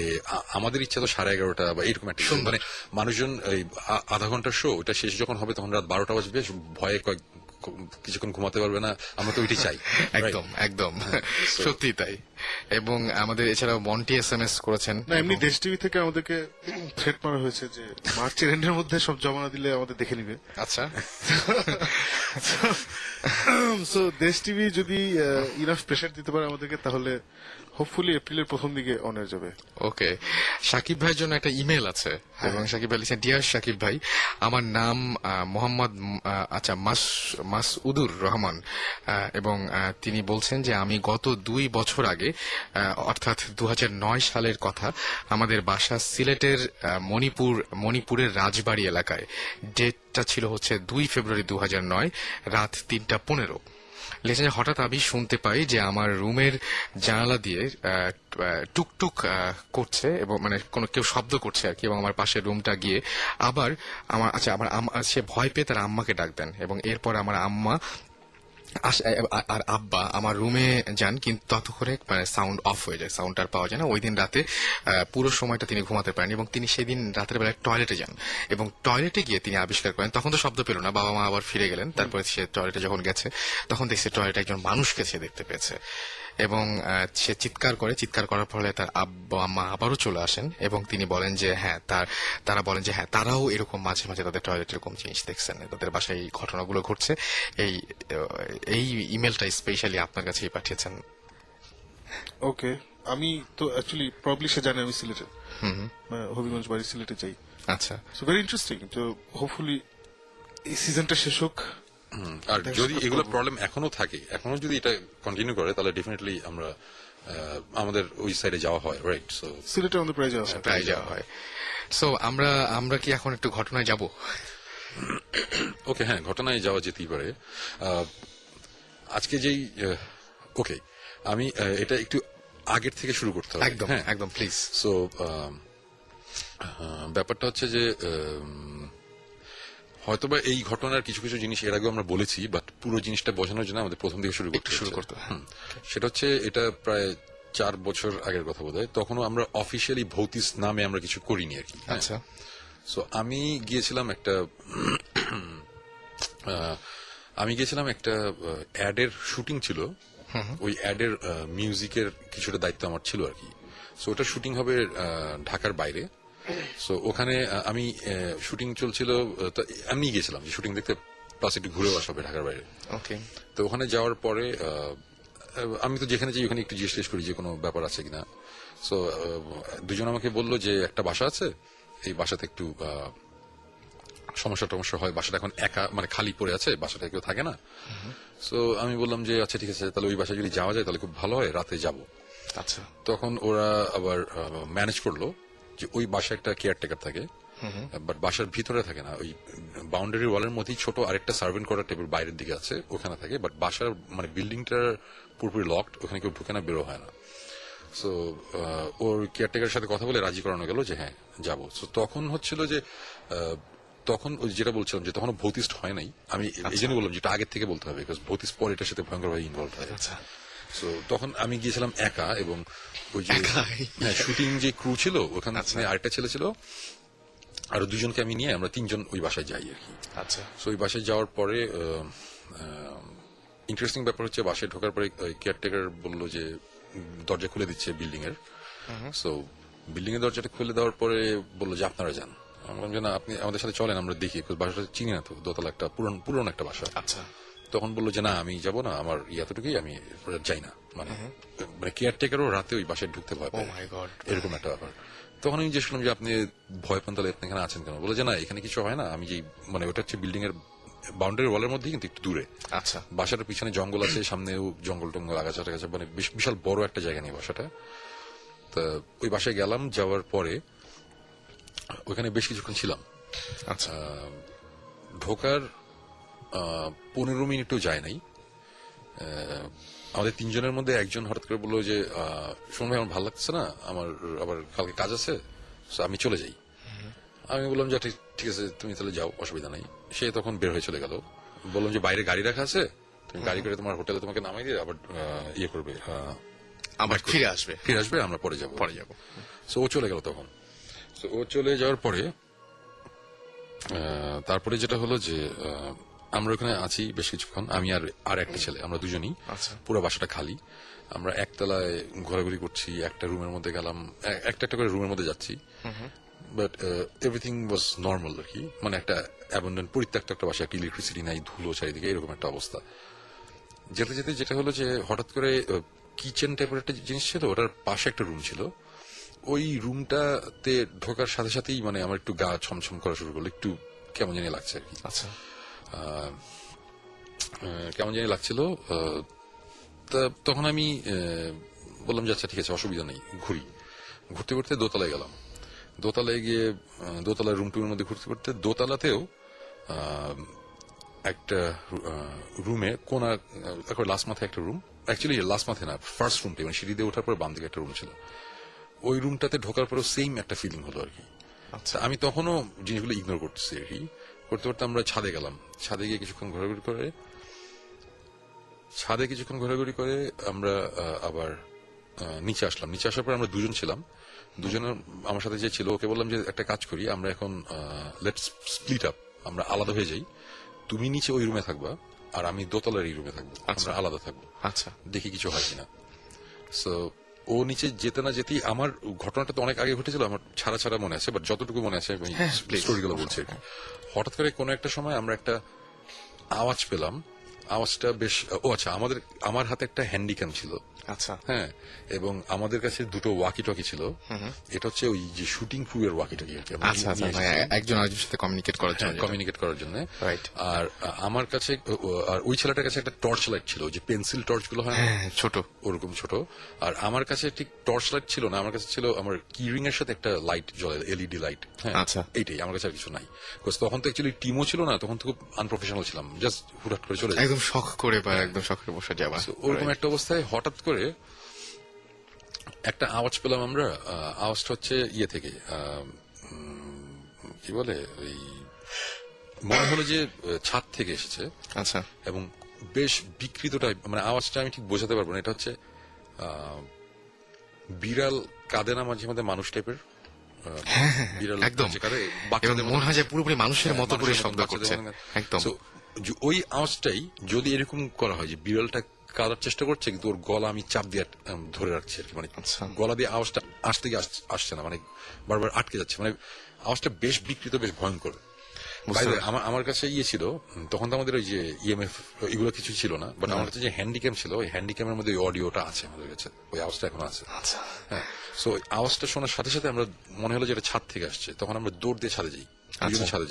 তখন আমরা স্প্লিট হইনি, ছাদে গেলাম। ছাদে যাওয়ার পরে তো ওই টর্চ তো নাই, যে পেন্সিল টর্চ দিয়ে কমাল হয়, অল্প একটা, ওর মধ্যে ছাদের মধ্যে আমরা ঘুরতেছি। ছাদে কোনো রেলিংও নাই, এদিকে ঘুরি ওদিকে ঘুরি, কোথাও কোনো আওয়াজ পাচ্ছি না। ছাদে থাকার অবস্থাতে সাথে সাথে মনে হলো যে নিচে আওয়াজটা হচ্ছে। তখন আমরা দৌড়ে আবার নিচে যাই। নিচে আসি, নিচে আসার পরে কিছুক্ষণ থাকার পরে দেখলাম যে না, কোনো কিছুই বুঝতেছি না। তখন আমরা বললাম ঠিক আছে, এবার আমরা আলাদা হই। এর আগে একটা ছোট ঘটনা ঘটেছিল, সেটা হচ্ছে দোতলার যে রুমটা ছিল, ওই রুমে একটা ক্লোজেট ছিল। এই ক্লোজেটটা আমরা টেনে খোলার চেষ্টা করছিলাম, বাট ওটা খুলছিল না কোনো একটা কারণে, মানে অনেকদিন ধরে পড়ে আছে, তো জ্যাম হয়েছিল। আমরা যখন নিচে গেলাম, নিচে যাওয়ার পর দেখলাম যে একটা কিচেনের পাশে একটা রুম, ওই রুমের মধ্যে একটা ছোট একটা ভাঙ্গা একটা টেবিল, মানে পায়াটাও নাই, মানে ধ্বংসস্তূপ টাইপের। ওটার উপর কিছু সাদা সুতা টাইপের, বেনি করা টাইপের একটা উইয়ার্ড একটা জিনিস, মানে আমরা ঠিক বুঝতে পারছিলাম যে এটা কি, মানে পুরো ধুলায় ময়লা অবস্থা, বাট সাদা সুতা আর কি বোঝা যাচ্ছিল। তো ওটা আমি দেখে বলছি এটা কি। এই জিনিসগুলো আবার আমাদের ক্যামেরাতে আছে, সবকিছু ভিডিওতে আছে। আচ্ছা, খুবই আনপ্রফেশনাল ভিডিও, বাট আমাদের কাছে আছে। এনিওয়েজ, তো ওটা আমরা তখন পাত্তা দিই নাই। আমি তখন বললাম তুমি এখানে থাকো, আমি উপরে যাই বলে আমি উপরে চলে গেছি। উপরে যখন আমরা চলে আসছি, উপরে চলে আসার পরে ওখানে বসে আছি বেশ কিছুক্ষণ দোতলায়, আমি আর একতলায়। হঠাৎ করে একটা ধূপ করে একটা আওয়াজ পেলাম। আওয়াজ পাওয়ার সাথে সাথে মনে হলো যে আওয়াজটা নিচ থেকে। আমি আবার দৌড়ে নিচে যাওয়া শুরু করছি। আমি যখন সিঁড়ির কাছে আসছি, দেখি যে ওই ছেলেটা আবার দৌড়ে উপরে আসতেছে। আমি বললাম যে আওয়াজ শুনছো? তখন বলতেছে না, আওয়াজ তো উপরে হয়েছে। আমি আরো শুনে ভয় পেয়ে গেলাম, আমি দৌড়ে আসছি। ও মাই গড, মানে দুজন দুই জায়গায় শুনছেন? আমি বলি না, আওয়াজ আমি নিচে শুনছি। এরকম এইটা নিয়ে আমরা আর্গুমেন্ট করতে করতে ইমরান হঠাৎ মানে আমার সাথে যে ছিল ওর নাম জানতে অসুবিধা নেই, অনেক ইমরান। তো ও হঠাৎ করে আমার দিকে এয়ারটেলে ইমরান না, ওয়াটসনে যে আছে। হোয়াটসঅ্যাপের ইমরান না। আচ্ছা, আমার কাছে এইমাত্র একটা SMS এসেছে, এটা আমার মানে কি স্টোরি শুনান আপনারা। এখন তো আমার টয়লেটে যেতেও ভয় লাগছে। আচ্ছা হ্যাঁ ঠিক আছে, ওকে। আচ্ছা, তাহলে আমি যখন SMS এর প্রসঙ্গ আসলে আমি একটা ছোট্ট কোশ্চেন করবো, সেটা আমার খুব জানতে ইচ্ছে করলো যে আপনারা যখন ইনভেস্টিগেশনে যান সে সময় কোন সময় সিদ্ধান্ত নেন বেসিক্যালি যে আপনারা আলাদা হয়ে যাবেন? না, আমাদের ইনভেস্টিগেশনের একটা পার্ট আছে, আমরা তিনজনই মিউজিশিয়ান, তো আমরা পার্টটার নাম দিয়েছি সোলো সেশন। সোলো সেশনের ব্যাপারটা হচ্ছে যে আমরা তিনজনের মধ্যে যে কোনো একজন সোলো, হ্যাঁ, একটা ওই স্পেসিফিক জায়গায় থাকবে, ওখানে 2 ঘন্টা থাকবে। সে যখন 2 ঘন্টা থাকে তখন সেই সাকিব গেল, তখন আমি আর জিবরান আমাদের যে বেস স্টেশনটা বানাই ওখানে আমরা ওয়েট করি। আচ্ছা, 2 ঘন্টা পরে সে আসার পরে হয়তো আমি গেলাম 2 ঘন্টা, তারপর হয়তো জিবরান গেল 2 ঘন্টা, এইভাবে আমরা কাটাই আর কি। এই সময়টা তো সবচেয়ে ভয়ঙ্কর। এই সময়টা সলো বাজাতে এমনি সবাই খুব পছন্দ করে। এই সময়টা সবচেয়ে এটা আমরা সবসময় করি না, এটা করি যখন দেখছি যে কিছু মশার কামড় ছাড়া কিছু হচ্ছে না। আচ্ছা, কিন্তু আমরা জানি যে এখানে মানে আসলে না, শুভম ভাই কিছু একটা ফিল করছে, হ্যাঁ, বা কিছু একটা হচ্ছে। তো আমার ঘরের উপরে এরকম অনেক কিছু হচ্ছে, বাট নাথিংস হ্যাপেনিং। তখন আমরা এই এক্সট্রিম জিনিসটা করি। হ্যাঁ, এবং এই এক্সট্রিম জিনিসটা করতে গিয়ে আমাদের সিলেট বিভাগের একটা টি এস্টেটে ইন্ডিয়ার বর্ডারের কাছাকাছি একটা এক্সট্রিম জিনিস হয়েছিল, যেটা আমরা এখন বলছি না। ওটা মোস্ট প্রবাবলি আমাদের সেকেন্ড এপিসোড হবে, রাইট? ভিডিও তো দেখছি আমরা ডেফিনেটলি। অবশ্যই ভিডিওতে থাকবে।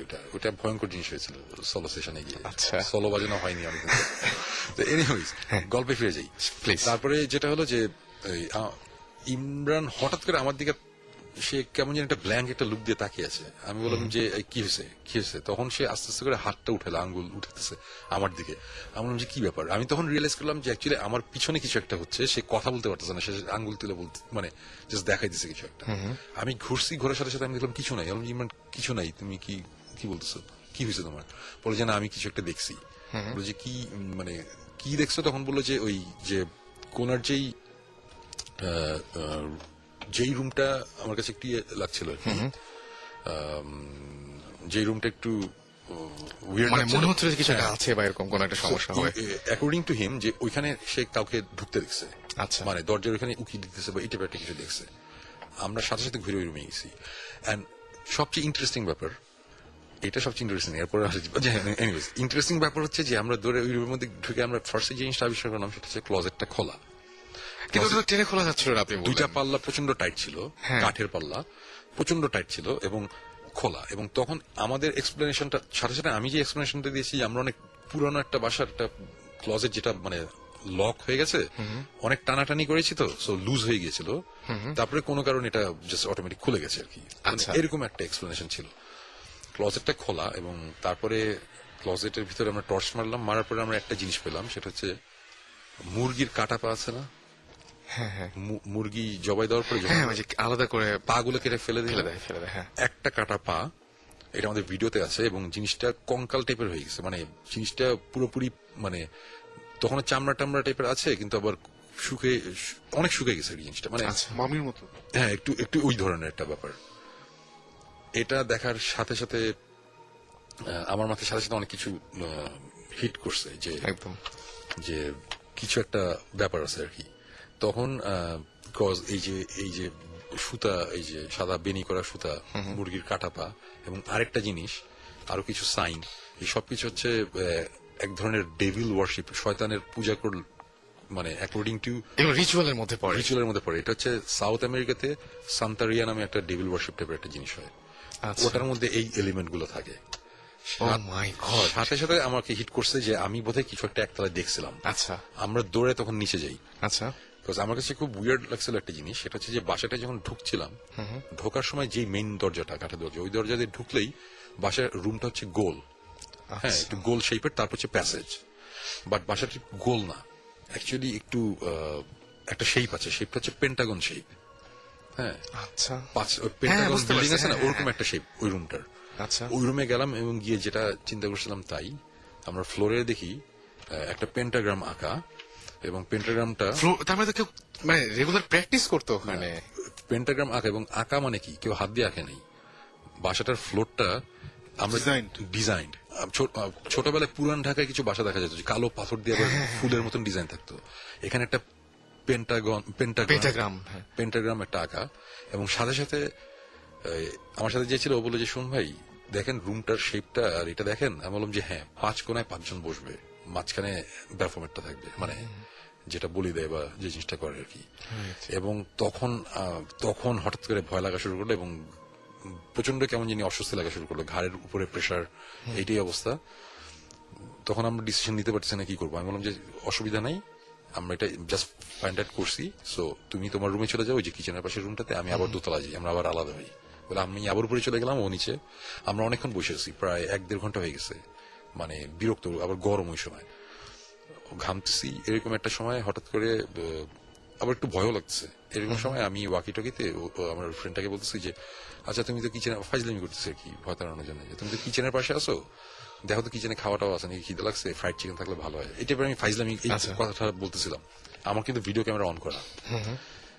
এই কথাটা বলতেছি, কথাটা শেষও হয় নাই, মানে বিকট একটা শব্দটা কিরকম আমি বলি, ছোটবেলায় আমরা স্কুলে হলুদ রঙের একটা স্কেল নিয়ে যেতাম, পাশে স্টিল লাগানো থাকতো। একদম হ্যাঁ, হ্যাঁ ওই সোনালী রঙের স্টিল, রাইট। হ্যাঁ, এই স্কেলটা দিয়ে যদি ওই যে কাঠের টেবিলের মধ্যে বাড়ি দিলে একটা টাস করে একটা আওয়াজ হতো না? একদম হ্যাঁ। ওই ধরনের একটা আওয়াজ, উচ্চারণ অনেক জোরে। ঠিক আমি যেখানে দাঁড়িয়েছিলাম আমার ঠিক পায়ের গোড়ালির পিছনে 1 ফিট পিছনে হবে এরকম একটা আওয়াজ, মনে হলো কি যে কেউ একজন কিছু একটা দিয়ে বাড়ি দিয়েছে ফ্লোরের মধ্যে।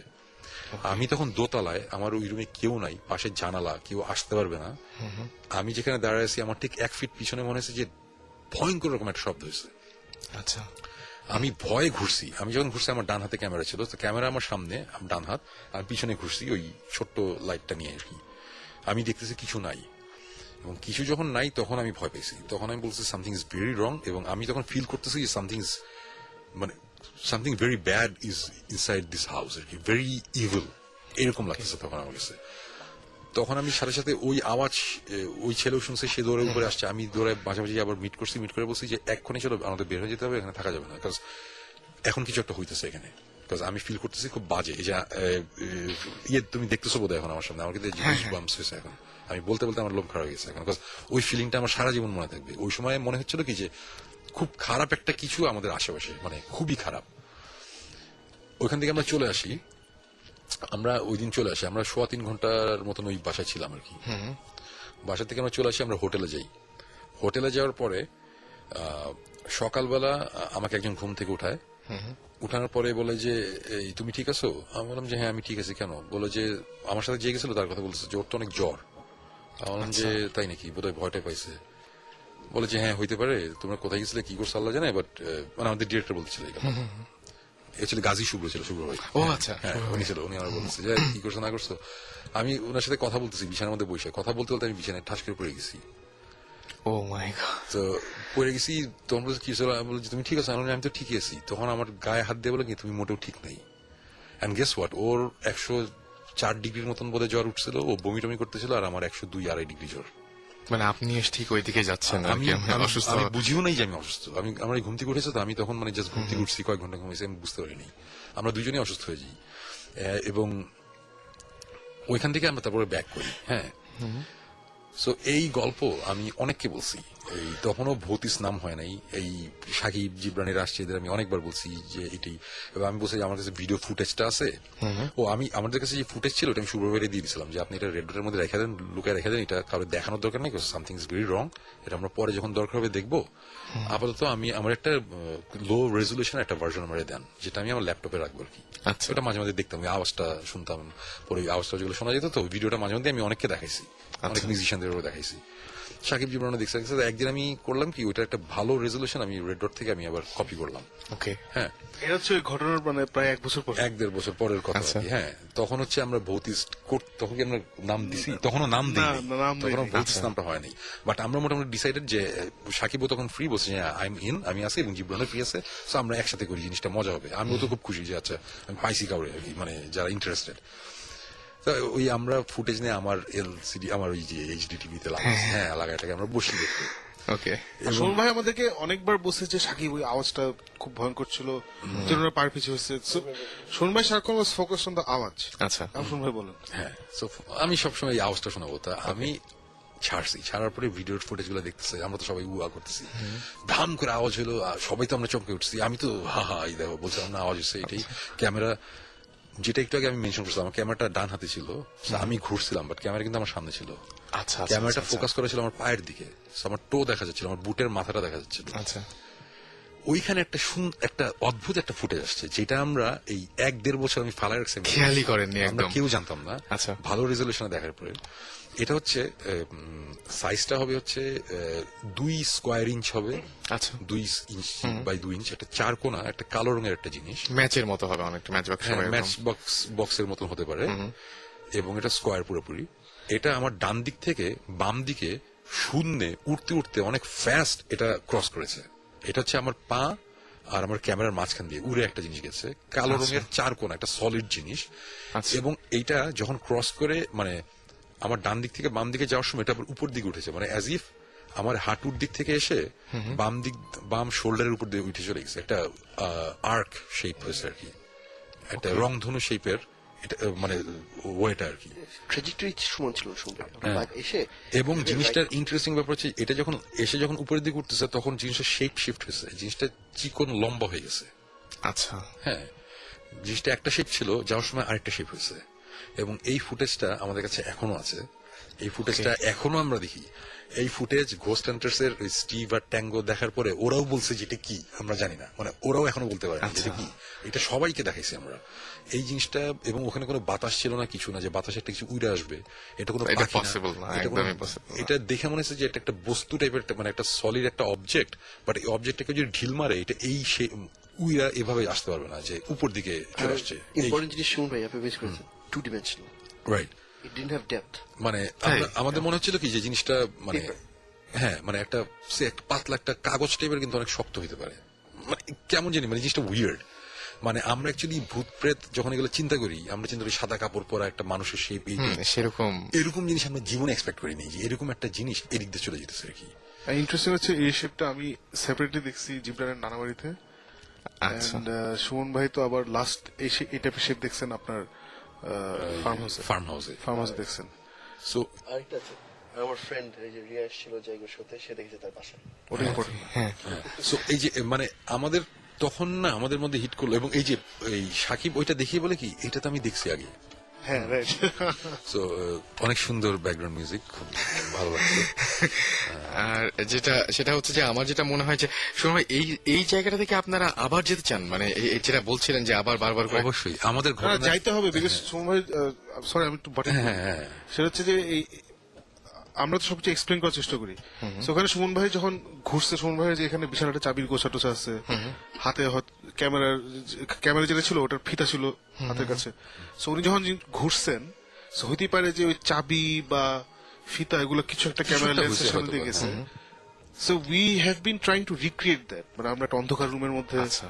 সুমন ভাই ওই গেটআপে আছে না, ওই গেটআপে দাঁড়া করে ওই ক্যামেরা দিয়ে ঘুরেন করলো, এগুলো অনেক করছি, একবারও এখানে ওই জিনিসটা আসে নাই।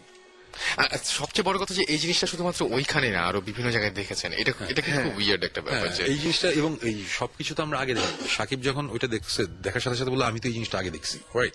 সো তখন আমাদের মধ্যে একটা ইন্টারেস্ট আরো বেড়ে গেল, এবং তারপরে যে আমরা যে আরো 2বার যে এই এক্সপিরিয়েন্সটা হয়েছে 4 কোণা টাইপের এই টাইপের, এগুলো কিন্তু পরে হয়েছে। যত এগুলো হচ্ছে তত আমাদের মধ্যে একটা জিনিস আসছে যে হয়তো বা এই সুপার ন্যাচারাল জিনিস, এটা আমরা ভূত জিন বলি আর যাই বলি, এটা এলিয়েন বলি যাই বলি, যেটা অথবা খুব নর্মাল কোনো জিনিস যেটা এক্সপ্লেন করতে পারছি না, হয়তোবা এই জিনিসটার শেপ হয়তোবা এই সাদা এই ধরনের কিছু না, এটা হয়তো কালো 4 কোণা ছোট একটা জিনিস হতে পারে। মানে এরকম একটা আইডিয়াও আমাদের মাথার মধ্যে আসছে, আমাদের মাথার মধ্যে ঢুকছে। বাট এইখানে যে আমরা আবার যাবো কি, আমরা অবশ্যই যাবো, বিকজ আমি যে স্টোরিটা শুরু করছি এটা জাস্ট স্টার্টিং, স্টোরি এখন শুরু হয়নি। ও ও ও এটা হচ্ছে অনেক আগের কথা, রাইট। আচ্ছা সো এরপরের অনেকদিন পরের কথা, আমরা ভৌতিক টিমটা ফর্ম করেছি। তখন অফিসিয়ালি আমাদের ভৌতিক টিম ফর্মড, আমরা অফিসিয়ালি আমরা ফার্স্ট ইনভেস্টিগেশনে যাব। আচ্ছা ফার্স্ট ইনভেস্টিগেশনে যাব, এবং আমাদের তখন সবার মাথায় কিন্তু একটা জিনিসই যে আমাদের ওই জায়গাটা যাইতে হবে, যে জায়গাটায় আমি ওই 2 বছর আগে প্যারাখা চলে আসছিলাম, এবং আমরা 4 কোণা একটা কিছু দেখছি, এটা দিয়ে আমরা শুরু করবো। তা ভালো কথা আছে, ঠিক আছে, সবকিছু প্ল্যান, আমরা ডিসিশন নিয়েছি যে আমরা অমুক দিন আমরা রাত 12টার সময় স্টার্ট করতেছি গাড়ি নিয়ে, ও এটা জাস্ট একটা প্রিলুড দেই, এটা আমরা ওই ভিডিও দেখার পরে, ভিডিও তো ওই 4 কোণা জিনিস আমরা পরে দেখছি, এর আগে তো রাফ ভিডিও দেখছিলাম, ওখানে আওয়াজটা শুনে আমি খুব এক্সাইটেড। সুনভাইকে আমরা 1 বছর ধরে, আমি আর জীব তখন ভর্তি সুইচ কিছু হয় নাই, আমি জিবরান সুনভাইকে 1 বছর ধরে বলছি, সুনভাই আপনি নেক্সট যখন যাবেন আমাদেরকে নিয়ে যাবেন।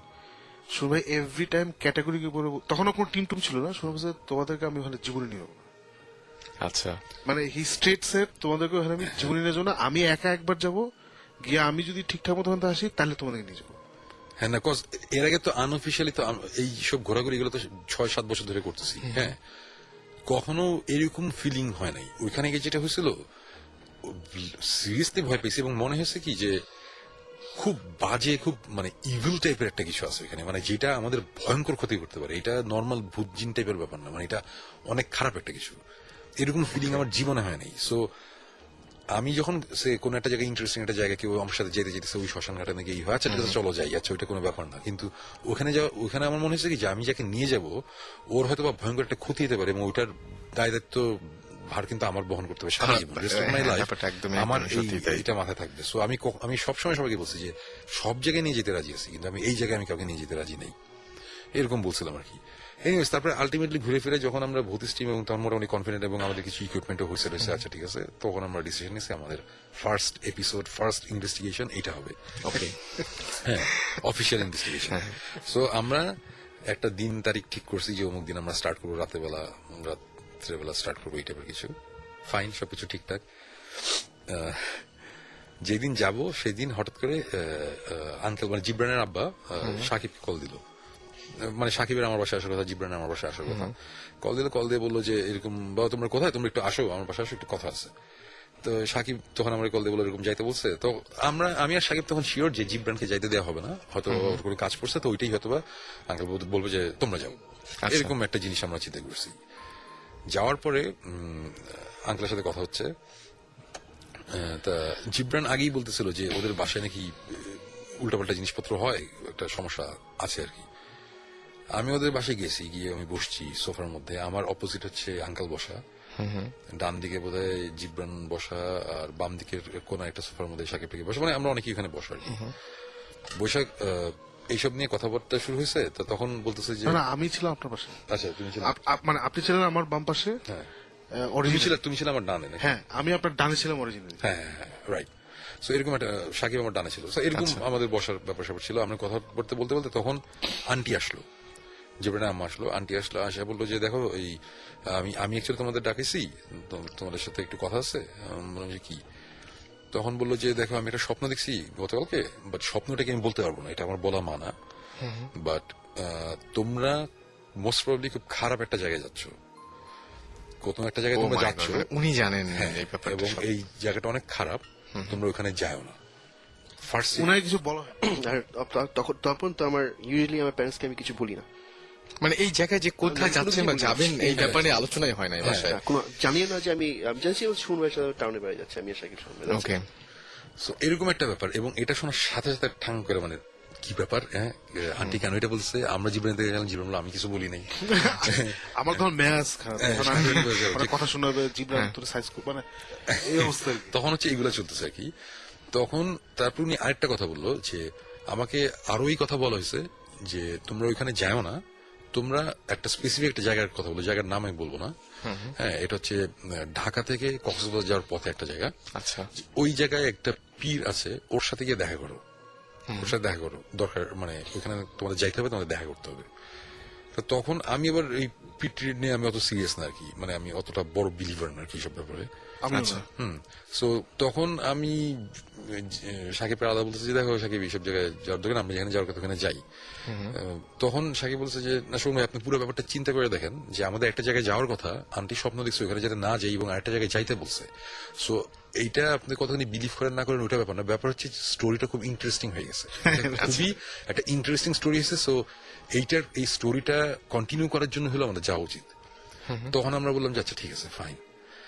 সাথে সাথে আমরা আমাদের মাইন্ড চেঞ্জ করলাম, আমাদের ভেনিউ চেঞ্জ করলাম। আমরা সাথে সাথে গাড়ি এক জায়গায় যাওয়ার কথা ছিল, গাড়ি নিয়ে আমরা রওনা দিলাম পরের দিন, মানে রাতেবেলা আমরা অন্য জায়গায় রওনা দিলাম। ওকে, এখন ঘটনা হচ্ছে যে এই রওনা দেওয়ার আগে যখন এইসব নিয়ে কথা বলতেছি, আঙ্কেল আমার সামনে বসা, সাকিব আমার ডান দিকে বসা, আমি বসা থাকতে থাকতে একটা সময় আমার খুব অস্বস্তি লাগা শুরু করছে, মানে খুবই অস্বস্তি লাগতেছে। আমার লেফট সাইড প্রচন্ড ভারী হয়ে গেছে, মানে আমার ব্যথা করতেছে লেফট সাইড। এবং একটা সময় সাকিব আমার বলতেছে, শুনবে আপনি ঠিক আছেন? আমি বললাম যে কেন? বলে আপনি পুরো বাম দিকে ঝুঁকে আছেন, মানে আমি বেঁকে গেছি, মানে পুরো উল্টা দিকে, মানে পুরো উল্টা দিকে আমি ব্যাকা, মানে অ্যাজ ইফ আমাকে কেউ টাইনা সোফার মধ্যে বসা ফেলতেছে কি, মানে শোয়া দিচ্ছে। আচ্ছা। আমি একটা নোটিসও করিনি। আমি তখন বললাম যে না আমি ঠিক আছে বলে আমি উঠে সাথে সাথে ওখান থেকে সরে গেছি। মানে উনি যেভাবে বসেছিল, মানে ওনার উল্টো দিকে হচ্ছে জিবরানের আব্বা, তার পাশে জিবরানের আম্মা। So উনি মানে টার্ম ইজ মানে বখাটে ছেলের মতো বসছিল আর কি। আচ্ছা। মানে পুরা ঘাড় ব্যাকা এজ ইফ মানে আছে না রক স্টার এবার, কিন্তু আমার কথা বলছে ভদ্রভাবে। আচ্ছা। তখন আমি বুঝি কিছু একটা সামথিং ইজ রং, বাট আমি বলছি সামথিং ইজ ফিজিক্যালি রং। তাহলে শুনে হচ্ছে আপনি ঠিক আছেন নাকি, মানে উনি পুরো এমনি হয়ে বসে আছেন, বুঝছো?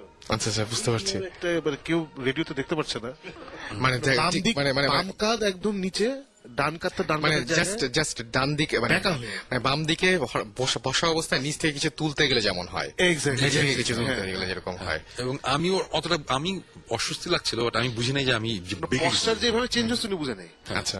সো আমি তখন সাথে সাথে আমার খুব ইয়ে লাগছে, আমি উঠে গিয়ে আমি ডান দিকে একটা সোফার মধ্যে, সাকিবেরও ওই সাইডে আরেকটা সোফা ছিল, ওইখানে গিয়ে বসছি। বসার সাথে সাথে আঙ্কেল খুব ইন্টারেস্টিং একটা কথা বললো। আচ্ছা। উনি বললো যে আচ্ছা বাবা তুমি এখান থেকে এখানে এসে বসলে কেন? আমি বললাম যে না এমনি। আমি বলছি যে না এমনি বসছি। বলে যে না না তুমি আমার বলো তুমি কি কিছু বুঝতেছো? আমি বললাম যে হ্যাঁ আঙ্কেল my ওই সাইডে কিছু একটা আছে, আমাকে টাইনা নেওয়া লাগছে। এবং আঙ্কেল খুব নর্মাল ভাবে বলতেছে যে হ্যাঁ এটা অবশ্য আমি খুব ইমপ্রেসড, বিকজ অ্যাকচুয়ালি আমাদের বাসায় অনেকে আসে সবাই বুঝে না, তুমি কেমনে বুঝলা? এটা আমরা বুঝি, আমরা জানি যে এখানে ব্যাপার আছে, বাট এটা সবাই জানে না। আমি জানি না, আমাকে মনে হচ্ছে কেউ টাইনে ফেলাই, মানে আমার ব্যথা করতেছিল লেফট সাইড পুরো, মানে অবশ্যই যাচ্ছিল এরকম অবস্থা। উঠে যখন ওই সাইডে বসছি তখন আমি আমার নর্মাল, তখন আমি নর্মালি ছিলাম। সো এই ছোটখাটো এই ঘটনাগুলো হওয়ার সাথে সাথে আমার তো ইন্টারেস্ট আরো বেড়ে গেছে। আমরা সবাই তো মানে আচ্ছা ঠিক আছে something is going on, so আমাদের যাইতে হবে যেখানে যাইতে বলছে। আমরা ওখানে গেলাম। ওখানে যাওয়ার পরে সাকিব, জিবরান, আমরা সবাই কথা বললাম ওই পীরের সাথে, এবং উনি বললো যে আমরা গেছি যে আমরা একটা নতুন একটা জিনিস শুরু করতেছি, আমরা আসছি আপনার সাথে দেখা করতে, মানে আমরা ডিটেলটা বলি নাই যে স্বপ্নটা কিছু বলি নাই। তো উনি কথাটা বললো, উনি আমি পিছনে বসে, আমার সাথে অ্যাকচুয়ালি কোনো কথাই বলে নাই কোনো একটা কারণে। উনি মানে উনি মোটামুটি ভাবে বলা যায় ইগনোরই করছে আমাকে। আচ্ছা। বাট সাকিব আর জিবরানের সাথে কথা বলছে। অনেকক্ষণ কথা বলছে ওদের সাথে, আমার সাথে কোনো আমি সামনে এসে যখন মানে আমাকে দেখতেছি না এরকম একটা ব্যাপার, আমার কাছে খুব উইয়ার্ড লাগছে যে কি ব্যাপার, কি হইতেছে, কিছু একটা হইতেছে। আমরা ওখান থেকে চলে আসছি। চলে আসার পরে আমাদের ওই জায়গাটা তো যাওয়া হলো না, আমাদের তো একটা জায়গায় যাওয়ার কথা ছিল, হয় নাই। তো ইনভেস্টিগেশন ওইটা পিছিয়ে গেল। তো আমরা আবার অন্য ইনভেস্টিগেশনে যাওয়া শুরু করলাম, এইটাই হইতেছে। হঠাৎ করে সাকিব একদিন এসে বলে যে শোন ভাই একটা জায়গা আছে, এই জায়গাতে ঢাকার বাইরে একটা লোক আছে, একটা ফকির টাইপের, সে এভরি ইয়ার একবার নাকি জিন নামায়। আচ্ছা। জিন নামে, জিনের সাথে কমিউনিকেট করে। সো তখন অনেক মানুষজন আসে কথা টথা বলে, এরকম একটা সিচুয়েশন। আমরা বলছি যে আচ্ছা ঠিক আছে, খুব ইন্টারেস্টিং, যাইতে হবে। সো ওইটা বছরে একদিনই করে এবং স্পেসিফিক ডেতেই যাইতে হয়। সো আনফর্চুনেটলি ওই দিন আমার একটা কনসার্ট পড়ছিল। কনসার্ট মানে কি, ওটা অ্যাভয়েডও করতে পারতেছিলাম না। ওটা হচ্ছে যে ওয়ারফেইজ এর সাথে আমার পারফরমেন্স, বিএটির একটা শো, একটা স্পেশাল একটা কনসার্ট আর কি। মানে ওয়ারফেস করবে, সাথে আমি কিছু গান গাবো, অর্থনে কিছু গান ওয়ারফেস, মানে একটা খুব মজার একটা জিনিস। এটা আমি তো স্কিপও করতে পারছি না, আর অনেক টাকাও ছিল। এনিওয়েজ ওই কনসার্টটা তো স্কিপ করে। তা আমি বলছি সাকিব যে আমি তো পারছি না, তোমরা যাও, অসুবিধা নেই। তা ওরা গেছে। ওখানে যাওয়ার পর কি হয়েছে ওই ঘটনাগুলো পরে বলো, লাস্ট কথাটা আমি আবার বলবো যে ফ্রেন্ডের ব্যাপারটা। ওখানে যাওয়ার পরে যেটা হলো যে ভদ্রলোকটা খুব ইন্টারেস্টিং। সে একটা জাস্ট কৃষক, বয়স্ক 50+ হবে, দাঁড়িয়ে একটা কৃষক। ওকে দেখে মানে তুমি দুইবার তাকাবো না আর কি, এত অর্ডিনারি একটা লোক আর কি। আচ্ছা। তা আমরা যখন গেছি, আমরা অনেক রাত করে গেছি। এটা ঢাকা থেকে যেতে প্রায় 1.5 ঘন্টা, মানিকগঞ্জের দিকে আর কি। আচ্ছা। সো বেশ ভিতরে, মানে মেইন রোড থেকে অনেক ভিতরে। বেশ ভিতরে, এবং রাস্তাটা খুব সুন্দর। আচ্ছা। পৌঁছে গেছে, ভেরি নাইস। তো আমরা গিয়ে দেখি পুরো যাতা অবস্থা কি, মানে ফ্ল্যাট গ্রাউন্ড থেকে একটা ছোট টিলা আছে, ওই টিলা টাইপের জিনিসটার উপর হচ্ছে ওর বাসা, এবং গ্রামে একটা ব্যাপার থাকে না, চারদিক দিয়ে বাসা, মাঝখানে উঠান, একদম টিনের বাসা বা মাটির বাসা, একদম ওই সিচুয়েশন। সো নিচা জায়গাটায় প্যান্ডেল করে ওখানে পুরা পিঠা ভাজতেছে, বড়া ভাজতেছে, চা। তখন বাজে কিন্তু রাত 12, মানে 11:30 বাজে। ও মাই এবং এটা গড। হচ্ছে মানে গহীন গ্রাম আর কি, এবং সব মানে ওখানে একটা উৎসবের মতো একদম। সুপার উৎসব। মানে ছেলে বুড়ো বাচ্চা সবাই এখানে আছে, মা খালা বোন সব আছে। টিলা দিয়ে উপরে উঠবা, উপরে ওই মাঝখানের জায়গাটায় অনেক লোক বসে আছে। ওখানে 4টা ওই যে হারমোনিয়াম গ্রুপ থাকে না, হারমোনিয়াম গ্রুপ 4টা। একদম মাঝখানে একটা ছোট্ট ডায়েস বানানো হয়েছে, যেখানে সবাই বসে আছে আর কি। ছোট ছাদ আছে, ওখানে মুরব্বি টাইপের লোকজন বসে আছে। আচ্ছা। বেশ ছোট, আশেপাশে হচ্ছে বাকি সবাই। তা আমরা গেলাম, গিয়ে দেখলাম যে যাতা অবস্থায় ওই লোকটা সে আমার সাথে ইন্ট্রোডিউস করানো হলো, সে আমাদের খাওয়াইলো, এখানে ভাত টাত কি খিচুড়ি রান্না গুলো খাওয়াইলো। তাই ফাইনালি জিন টিন নামাইলো। জিন নামাটা খুব ইন্টারেস্টিং, মানে সে হ্যাঁ প্রবলেম হচ্ছে যে taking Shakib is a problem sometimes, কারণ ও তো বিলিভ করে না কোনো কিছুতে। এখন জিনিসটা হচ্ছে ওই লোকটা ফর কত বছর, 14, 15, 20 বছর ঠিক 12টার সময় নামায়। আমরা দাঁড়ায় আছি, ঘড়ি দেখতেছি, 12টা 10, 15, 20, 25, 45, 1টা বেজে গেছে, তারপরেও কিছু নেই। 1টা বাজতেছে, তারপরে যে লোকটা আস্তে আস্তে জিন্না মানুষ শুরু করে, মানে ওকে যেখানে নিয়ে যাই সেখানে ঝামেলা হয় একটু। আচ্ছা, ওকে। জিন্নামাটা আবার খুব ইন্টারেস্টিং, মানে গানের একটা পেস আছে, গানের পেস এবং ইন্টেন্সিটি বাড়তে থাকে। আচ্ছা, হারমোনিয়াম গ্রুপগুলো ইন্টেন্সিটি বাড়তে থাকে। একটা সময় সে তার সাগরে ওকে এখানে নিয়ে আসে, এখানে বসায়, একদম সবার মাঝখানে বসায়। দেখেছেন একদম? হ্যাঁ হ্যাঁ দেখছি, ও সবার মাঝখানে বসায় এবং তখন গান আর কি চরম ইন্টেন্সিটিতে গান হচ্ছে আর কি, কাউলি টাউলি কি গায় না ওরা সব। তখন সে ওর পুরো বডি ঝাঁকাতে থাকে এবং সে খুব, লোকটা কিন্তু বয়স্ক, সে বডি সিরিয়াসলি ঝাঁকায়, হাতটা ঝাঁকাচ্ছে, তারপরে ঝাঁকাতে ঝাঁকাতে ওর সাগরে ওর, তখন আবার শীতকাল ছিল, জানুয়ারিতে এটা করে, ওর চাদর খুলে ফেললো, ওর সোয়েটার খুলে ফেললো, ওর পাঞ্জাবি খুলে, finally or upper body is naked, কোনো কিচ্ছু নেই, ওর আপার বডিতে কিচ্ছু নেই। ওই অবস্থায় সে অনেকক্ষণ পাগলের মতো হাত পা ছোড়াছুড়ি করলো। তারপরে একটা সময় সে মানে হাতটা মানে খুব কমাই দিল, তখন বুঝলাম যে এখন আসল কাজ শুরু হবে। তারপরে ওর সামনে সব লাইন ধরে লোকজন আসতেছে, ওর কাছে সব লোকজন আসে যারা ওই বিভিন্ন প্রবলেম নিয়ে আসে, কারো বাচ্চা হচ্ছে না, কারো ঘরে অশান্তি, এসব প্রবলেম নিয়ে আসে এবং সেগুলা কি কি জানি বলে দেয় আর কি, বা কিছু একটা দেয় নাম দেয়। আচ্ছা, খুব ইন্টারেস্টিং হচ্ছে যে কোনো টাকা নেই, মানে তার মানে হচ্ছে ওনার মাধ্যমেই নামে জিনটা। হ্যাঁ, ও যখন ওই স্টেটে চলে যায় তখন অ্যাপারেন্টলি ওর মধ্যে জিন ভর করছে একদম। এখন তখন সে কোহেরেন্টলি কোনো কথা বলতে পারে না। আচ্ছা, আর জিনিসটা অ্যাক্টিং হতে পারে বা যাই হতে পারে, কিন্তু আমার যেটা ইন্টারেস্টিং লাগছে যে সে কোনো টাকা পয়সা নেয় না। আচ্ছা, কেউ যদি কিছু দেয় তাহলে দিল, নেন কিচ্ছু আসে যায় না। ওকে। সো যাই হোক, এই জিনটিন নামটা সবাই তো সবকিছু করতেছে, সবার কাজটা শেষ, তখন ইন্টারেস্টিং পার্ট, সাকিব আর জিবরান গেল কথা বলতে। ওই লোকের ফার্স্ট কথা হচ্ছে যে আপনাদের বন্ধু কই, প্রথম কথাটা এটা হচ্ছে আপনাদের বন্ধু কই, বলে আমাদের বন্ধু কি, বলে আপনাদের সাথে যে আরেকজন আছে উনি কই, পরে বলে যে না আমাদের সাথে কারণ নেই, আমাদের দুজনেরই আসার কথা, বলে যে না আপনাদের সাথে আরেকজন আসার কথা, ওনারই নিয়ে আসেন, আপনাদের 3 জনের একসাথে থাকতে হবে, আপনাদের জন্য মেসেজ আছে, মেসেজ, মানে সেইগুলো অতটা ইয়ে না তো শিখিত। সাকিব আর জিবরান খুব অবাক হয়েছে যেটা কিভাবে হলো, মানে তারা রাত কয়টা, এবং সুমন ভাই তো একটু ড্রামাটিক্যালি বলছে, লোকটা কিন্তু একদম নর্মালি বলছে, আচ্ছা আপনার বন্ধু কই, আপনার বন্ধু আছে নাই, এভাবে মানে মানে নর্মাল আর কি, মানে ও যেভাবে কথা বলে ঠিক সেভাবে বলতেছে। আচ্ছা, আমরা যখন নাটক এটা দেখাবো, একটু নাটকীয় করে দেখাবো, ওই লোকটা শুনুন ভাই, আপনি বলছিলাম নর্মাল আর কি, আপনার বন্ধু কই, আমি তো ওখানে ছিলাম না, মানে ওদের কাছে শোনা আর কি, বন্ধু ওর নিয়ে আসতে হবে, আপনি 3 জন একসাথে থাকতো, এইগুলো বলছিল। হ্যাঁ, কি যেন মেসেজ আছে তাকে।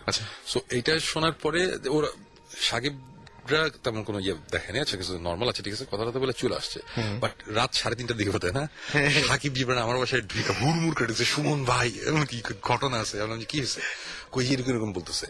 তারপর আমরা 3 জন মিলে ডিসকাস করে বের করলাম যে এখন এরকম যদি হয় যে হঠাৎ করে রাসেল তুমি আমার কাছে আসলা আরেকজন ফ্রেন্ড নিয়ে, আমি তো বলতে পারি তোমার একটা ফ্রেন্ড কই, ওর তো আসা উচিত, তোমার ওই ফ্রেন্ডটা কই, এখন তোমার তো আরেকটা ফ্রেন্ড থাকতেই পারে ক্লোজ, 3 জন তোমরা একসাথে হইতে, এটা খুবই কমন, এটা ঝড়ে একটা বক মরতেই পারে, সো অতটা তখনও গুরুত্ব দেন নাই, তখন অ্যাকচুয়ালি গুরুত্ব দিই নাই অ্যাকচুয়ালি আমরা, সো গুরুত্ব দিই নাই। তারপরের কাহিনী হচ্ছে যে আচ্ছা এটা একটা ছোট কাহিনী গেল, এরপর আরো অনেকদিন পরে কথা, আমরা ভূতিসের ইনভেস্টিগেশন করতেছি, এই করতেছি চলতেছে, আবার আমরা ডিসিশন নিলাম আমরা ওই জায়গাটা যাবো, যে জায়গাটা আমরা অনেকদিন ধরে যাওয়া হচ্ছে না, যাবো করতেছি। হ্যাঁ, তা আমরা স্টার্ট করলাম এই কাহিনীটা, আমরা একবার বলছিলাম এই ভূতের ফ্যামিলি, ওইটা পুরো একদিন একটা এপিসোডেই বলছিলাম, আবার জাস্ট ছোট করে বলি। আমরা ওইখানে যাচ্ছি, যাওয়ার পথে রাস্তায় একটা জায়গায় আসার পরে ওই মেইন রোড তো মানে ভুল রাস্তায়, ভুল রাস্তায় আসছিলাম, যে তখনও জানতাম না, একটা রাস্তায় ঢুকে গেছিলাম, তো রাস্তায় যাচ্ছি, কোনো গাড়ি ঘোড়া নাই, সব কম, কিন্তু আকাশে প্রচন্ড তারা, এক সাইডে জঙ্গল আর এক সাইডে খোলা ক্ষেত টাইপের থেকে, মানে খোলা জায়গা আর কি একটা রোড।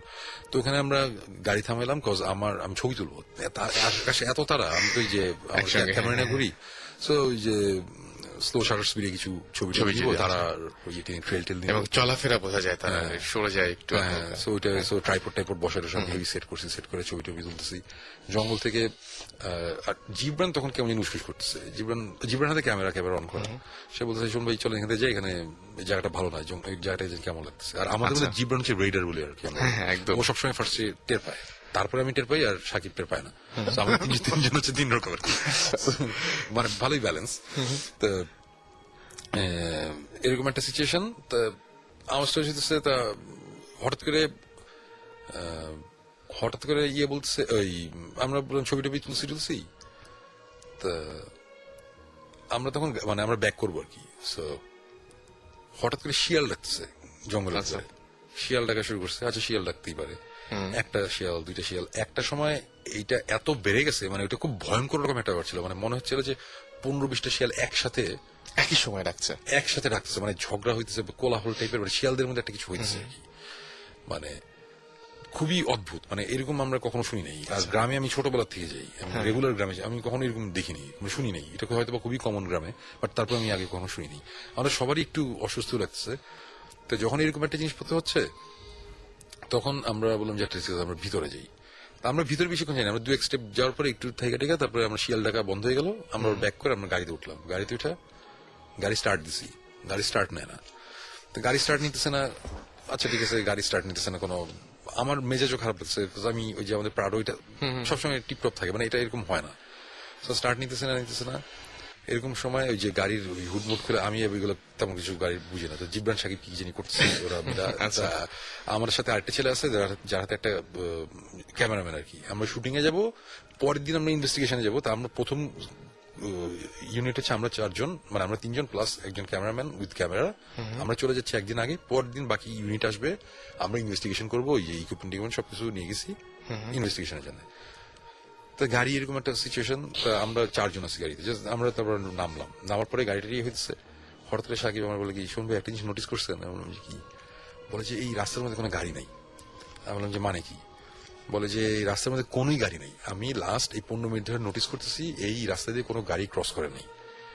আমি বললাম এটা হইতেই পারে না, এটা হাইওয়ে টাইপের জায়গা, রাত্রেবেলা গাড়ি আসা যাওয়া করবে, স্বাভাবিক, খুবই স্বাভাবিক। সাথে সাথে ওই যে ওই আরেকটা ক্যামেরা ছিল, আমরা ওই ক্যামেরা ট্রাইপডের মধ্যে বসে ফালাই দিলাম, মানে সেট করলাম, রাস্তা দিকে ধরে অন করে রাখলাম, রেকর্ড হইতে থাকবো গাড়ি আসে নাকি যায় না। এদিকে আমরা গাড়িটা সেট করতেছি, মানে গাড়ি ঠিক করার চেষ্টা করতেছি, ওদিকে ট্রাইপডে ক্যামেরা রেখে আমাদের ভিডিও হইতেছে, এবং কোনো গাড়ি দেখতেছি না আমরা। এরকম একটা অবস্থায় হঠাৎ করে যেটা হলো যে আমরা বুঝলাম যে গাড়ি ঠিক করা যাইতেছে না, এখন কল দিতে হবে। এন্ড গেস হোয়াট, মোবাইল ফোনে কোনো সিগন্যাল নেই। আমরা এরকম একটা জায়গায় আছি, এরকম একটা রিমোট একটা এরিয়াতে, কারোই মোবাইল ফোনে কোনো সিগন্যাল নেই, মানে এরকম একটা জায়গা। আর থাকে না যে হাইওয়ের মধ্যে মাঝে মাঝে কিছু জায়গা থাকে না যেখানে কোনো লোকালয় নাই, ওখানে সিগন্যাল থাকার কথাও না, এরকম একটা সিচুয়েশন। মানে তখনও পর্যন্ত আমরা এগুলো কোনো ভৌতিক কোনো ব্যাপার চিন্তা করতেছি না। আচ্ছা গাড়ি নষ্ট হয়েছে, মোবাইল ফোনে সিগন্যাল হতেই পারে, এগুলো সব রাস্তা হয়তো বা খালি কোনো কারণে, কিন্তু আলটিমেটলি যখন দেখলাম যে না রাস্তা আসলেও খালি, রাস্তার মধ্যে কিছু আসতেছে না, তখন আমাকে হিট করছে। এতক্ষণ জিব্রান হিট করতেছিল, তখন আমি বললাম যে না সামথিং ইজ রং, কিছু একটা হইতেছে। গাড়িটা লকটক করলাম, করে রাস্তার পাশে গাড়ি রেখে আমরা বললাম যে চলো জঙ্গলের ভিতরে ঢুকি, যেখানে আওয়াজ ছিল ওখানে ঢুকি। ওখানে আমরা ঢুকলাম, ঢোকার পরে জঙ্গলের ভিতরে কিছুক্ষণ 10 মিনিটের মতো হাঁটছিলাম, রাইট? এরকম 5-7 মিনিট 10 মিনিট হাঁটার পরে আমরা খোলা একটা জায়গা পেয়েছি, একটা বড় একটা গাছ আছে, গাছের নিচে আমরা দাঁড়ায়, আমরা ওখানে আমি সিগারেট ধরাইতেছি। জিব্রান হঠাৎ করে বলে কি যে জিব্রানের হাতে সবসময় একটা ক্যামেরা থাকে সবসময়। আমরা ভৌতিষ্টের কাজ হচ্ছে আমরা সবসময় যেদিন আমাদের গ্যারাজ থেকে যখন গাড়ি বাইর হয় সেই সময় একটা ক্যামেরা অন করা হয়, ওই ক্যামেরা আমরা ডেস্টিনেশন যাওয়া পর্যন্ত রেকর্ড হতে থাকি। এটা বিহাইন্ড দ্য সিনস বা এইসব আমরা রাখি। ওকে, জীবন বলতেছে কি আমার ক্যামেরার ব্যাটারি তো প্রায় শেষ, ব্যাটারি চেঞ্জ করতে হবে। তা আমি তখন বলতেছি ঠিক আছে, সাকিব আর জীবন ছিল, ওদের বলতেছি ঠিক আছে তোমরা যাও, তোমরা ব্যাটারি চেঞ্জ করে নিয়ে আসো, প্লাস ওই যে আমাদের ইএমএফ রিডার আছে আর ওই যে জিনিসপত্র আছে, ওগুলো কিছু জিনিসপত্র নিয়ে আসো। আমরা যেহেতু ভিতরে ঢুকছি একটু দেখি ব্যাপারটা কি, শিয়াল কোথায় রাখতেছিল এগুলো একটু বুঝি। আর তখন একটু কেমন লাগতেছিল, একটু ব্লেয়ার উইচ প্রজেক্ট টাইপের একটা কি হচ্ছে, মানে অন্যরকম। তো ওরা রওনা দিছে, আমি জাস্ট গাছের নিচে, আমি আর আমার সাথে একটা ছেলে ছিল ক্যামেরাম্যান, আমি যে সিগারেট ধরেছি, তো ওরা কয়েক স্টেপ আগায় গেছে, যাওয়ার সাথে সাথে সাকিবও সিগারেট ধরবে, সাকিব আর ঘুরছে, তার কাছে লাইটার নাই, আমার কাছে লাইটার নিতে আসছে। সে লাইটার দিলাম, সে সিগারেট ধরে সে ঘুরে আবার যখন যাচ্ছে ততক্ষণ জিব্রান নাই, মানে জিব্রান হয়েছে কি সে হাঁটা দিয়ে দিচ্ছে যে সাকিব তো আসতেছি। তাই সাকিব বললো তাহলে আমি আর না যাই, আমরা সিগারেট খাইতেছি, এখানে খাই। জীবন চলে আসবে 10 মিনিট, 15 মিনিট, 20 মিনিট, আধা ঘন্টা জীবন আসে না। এবং তখন মানে যখন অলমোস্ট আধা ঘন্টা হয়ে গেছে তখন আমি বলছি এটা কি ব্যাপার, এই একটু আগে আমরা মানে 8-10 মিনিটের রাস্তা, আসা যাওয়া তো 20 মিনিট, আর ওই জিনিস নিয়ে তো 10 মিনিট এতক্ষণ লাগার কথা না। তখন আমরা একটু ইয়ে করা শুরু করছি যে না যাই, আমরা রাস্তা থেকে যাই, গিয়ে আমরা জীবন দেখি কি ব্যবস্থা, গাড়ির ওখানে আমার কিছু হইলো কিনা, সে একা গেছে আবার চোর ডাকাত অনেক কিছু চিন্তা করছি। আমরা হাঁটা দিছি, আমরা 3 জন হাঁটা দিয়ে আমরা রাস্তায় যাব। এবং ঘটনা হচ্ছে, আমি খুব শর্ট ভাবে বলি, আমরা 3 ঘন্টার মতন আমরা রাস্তা খুঁজছি। রাস্তা খুঁজে 7 মিনিটের রাস্তা আমরা 3 ঘন্টার মতন আমরা খুঁজছি। আমরা জিব্রানকে খুঁজছি, জিব্রানের একটা কোমর একটা পাউচ লাগানো থাকে, পাউচও আমরা খুঁজে পেয়েছি মাটিতে। জিব্রানের আমরা খুঁজে পাইনি, 3-3.5 ঘন্টা হবে। একটা সময় টায়ার্ড হয়ে গেছি, আমি সাকিব ঝগড়া করতেছি, এরকম সিচুয়েশন হয়েছে।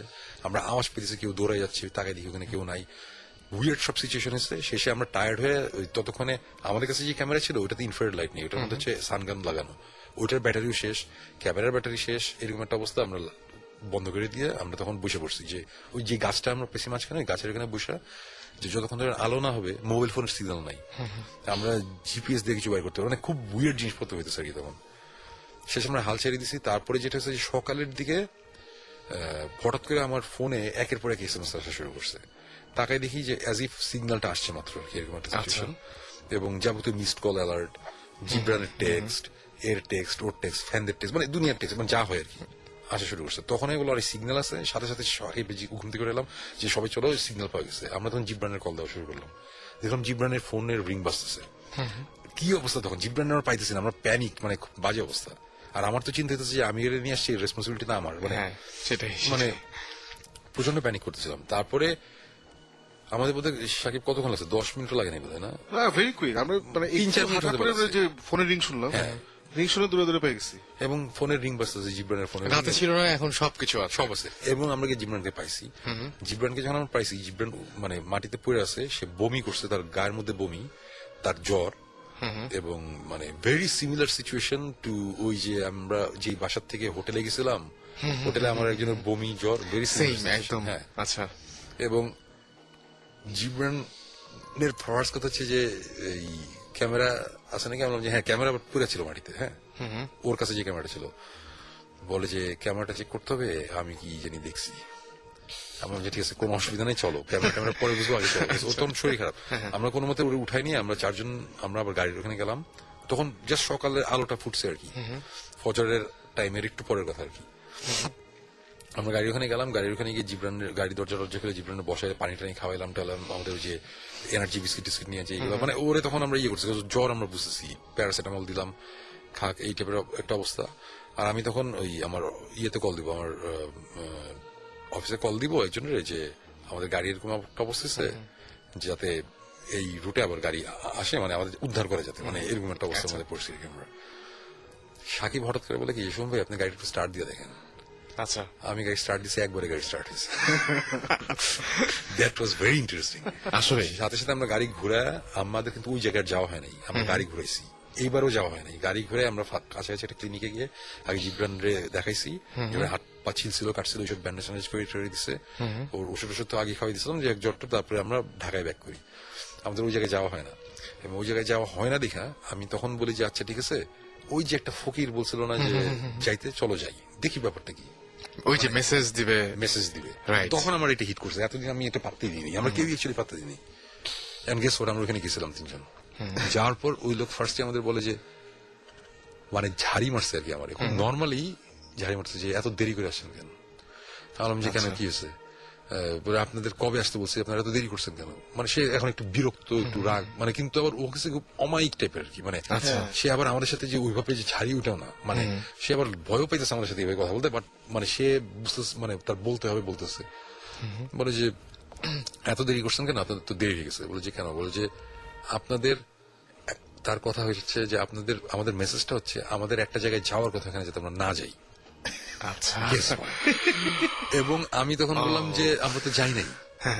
তখন সে বললো যে না, আপনারা যাওয়ার নিয়ত নিছেন, আপনারা যাওয়ার নিয়ত নিছেন, এবং আপনাদের প্রবলেম হয়েছে, আপনাদের প্রবলেম যাওয়ার হয়ে গেছে, মানে তার কথা হচ্ছে যে আমরা সমস্যায় পড়ে গেছি অলরেডি। আচ্ছা, তখন আমি বললাম যে আচ্ছা ঠিক আছে, আমরা তো ভাববার, মানে খুব সেইডি তো, ওর কথাবার্তা ডিরেক্ট কিছু বলতেছে না আমাদের।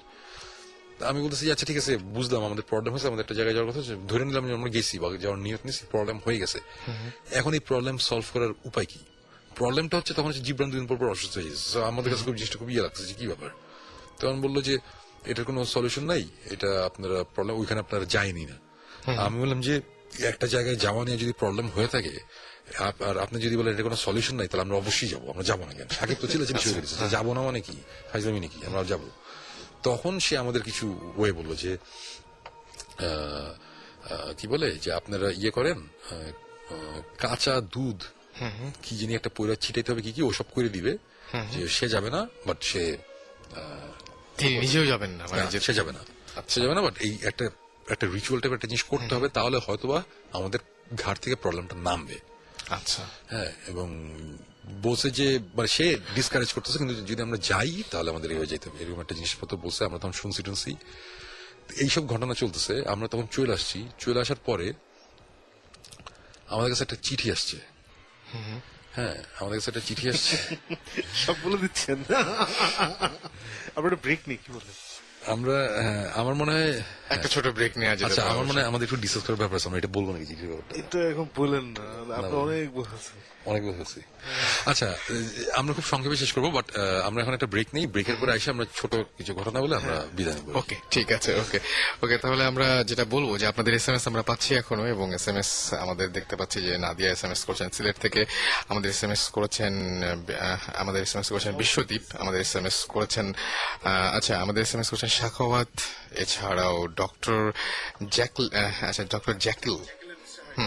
ডক্টর জ্যাকিল এসএমএস করেছেন আমাদেরকে এসএমএস করেছেন স্মৃতি, আমাদেরকে এসএমএস করেছেন এছাড়াও সৈকত, এছাড়াও মালিহা, আসিফ খান এসএমএস করেছেন লিসা, এছাড়াও রায়হান আমাদের এসএমএস করেছেন, লুপিন এসএমএস করেছেন, সাগর এবং মান্নান সহ আরো আরো আরো অসংখ্য আমাদের মানুষজন। জীবন ভ্রমণে সেটা বলবেন। আমার friends, my best friends, school friend যারা নেমে আসছে, মানে অনেকদিন পরে I got to C them. আজকে কালকে সকালে চলে যাচ্ছে। Khaled, Shahjahan, Tuhin, Jay, let's talk to you, and Sis. Hope you have a safe trip back to London. And একটা ফ্রেন্ড যে এখন এসএমএস করে বললো প্লিজ আমার নাম বলেন, Mushfiq, this is for you, man. Alright, আমরা ফিরে আসবো একটু পরেই। শুনতেই পেলেন যে আমরা একটু পরে ফিরে আসবো, এন্ড আমরা আশা করবো যে আপনারা ততক্ষণ পর্যন্ত আমাদের সঙ্গেই থাকবেন। স্টে টিউন টু রেডিও ফুর্তি। এবং এসএমএস পাঠানোর নিয়মটি হচ্ছে আপনার মোবাইল অপশনে গিয়ে, আপনার মোবাইলের মেসেজ অপশনে গিয়ে টাইপ করে ফেলুন SHOUT শাউট স্পেস আপনার নাম স্পেস আপনার মেসেজ, আর পাঠিয়ে দিন 9840 নাম্বারে।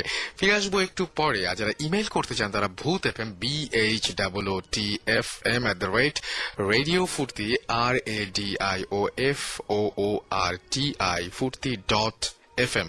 আমি আরেকবার পুরো ঠিকানাটা বলছি, ভূতFM@radiofurti.fm। এখানে আপনার নাম, ঠিকানা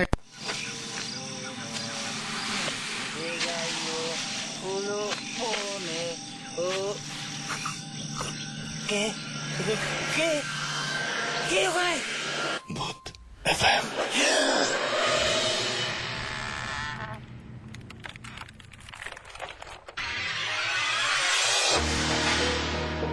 দ্যাটস রাইট, শুনছেন সবসময় রেডিও ফুর্তি চলছে, ভূত FM, সাথে আছি রাসেল।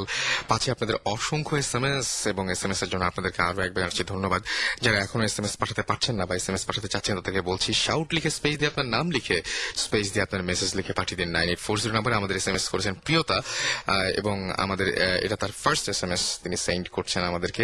এছাড়াও রোকন এসএমএস করেছেন, এবং আমাদেরকে এসএমএস করেছেন তুষার, এসএমএস করেছেন শুভ, এছাড়াও এসএমএস করেছেন জুয়েল, রুহুল রাজশাহী থেকে, এসএমএস করেছেন সিথি, এসএমএস করেছেন সাব্বির হানি রাজশাহী থেকে, এসএমএস করেছেন প্রেতের ছায়া, এসএমএস করেছেন এসএমএস করেছেন এছাড়াও কাউসার, রনি, নীল সহ আরো অনেকে। আমাদের আরো একজন গেস্ট রয়েছেন, আমরা তার সাথে পরিচিত হচ্ছি। আজকে অনেক অনেক ঘটনা এবং সময় খুবই অল্প, সো আমি চাইবো যে ছোট্ট করে আপনার পরিচয় দিয়ে আপনার ঘটনাটা শুনি। আমি মারুফ, আমি কালেজিপাড়া থেকে আসছি। আচ্ছা, তো আমার নিজের একটা এক্সপিরিয়েন্স আছে, তো আমি আজকে আপনাদের সঙ্গে সেটা শেয়ার করবো। জি বলেন আপনার এক্সপিরিয়েন্সটা বলেন। এটা 2008 এর ঘটনা। তো আমি তখন কলেজ স্টুডেন্ট, তো ইন্টারমিডিয়েট সেকেন্ড ইয়ার পড়ি। তো আমরা সব ফ্রেন্ড মিলে ঠিক করলাম একদিন আমরা পিকনিক স্পটে যাবো। তো প্লেসটা ছিল আপনার স্বপ্নপুরী, তো ট্রেন জার্নি।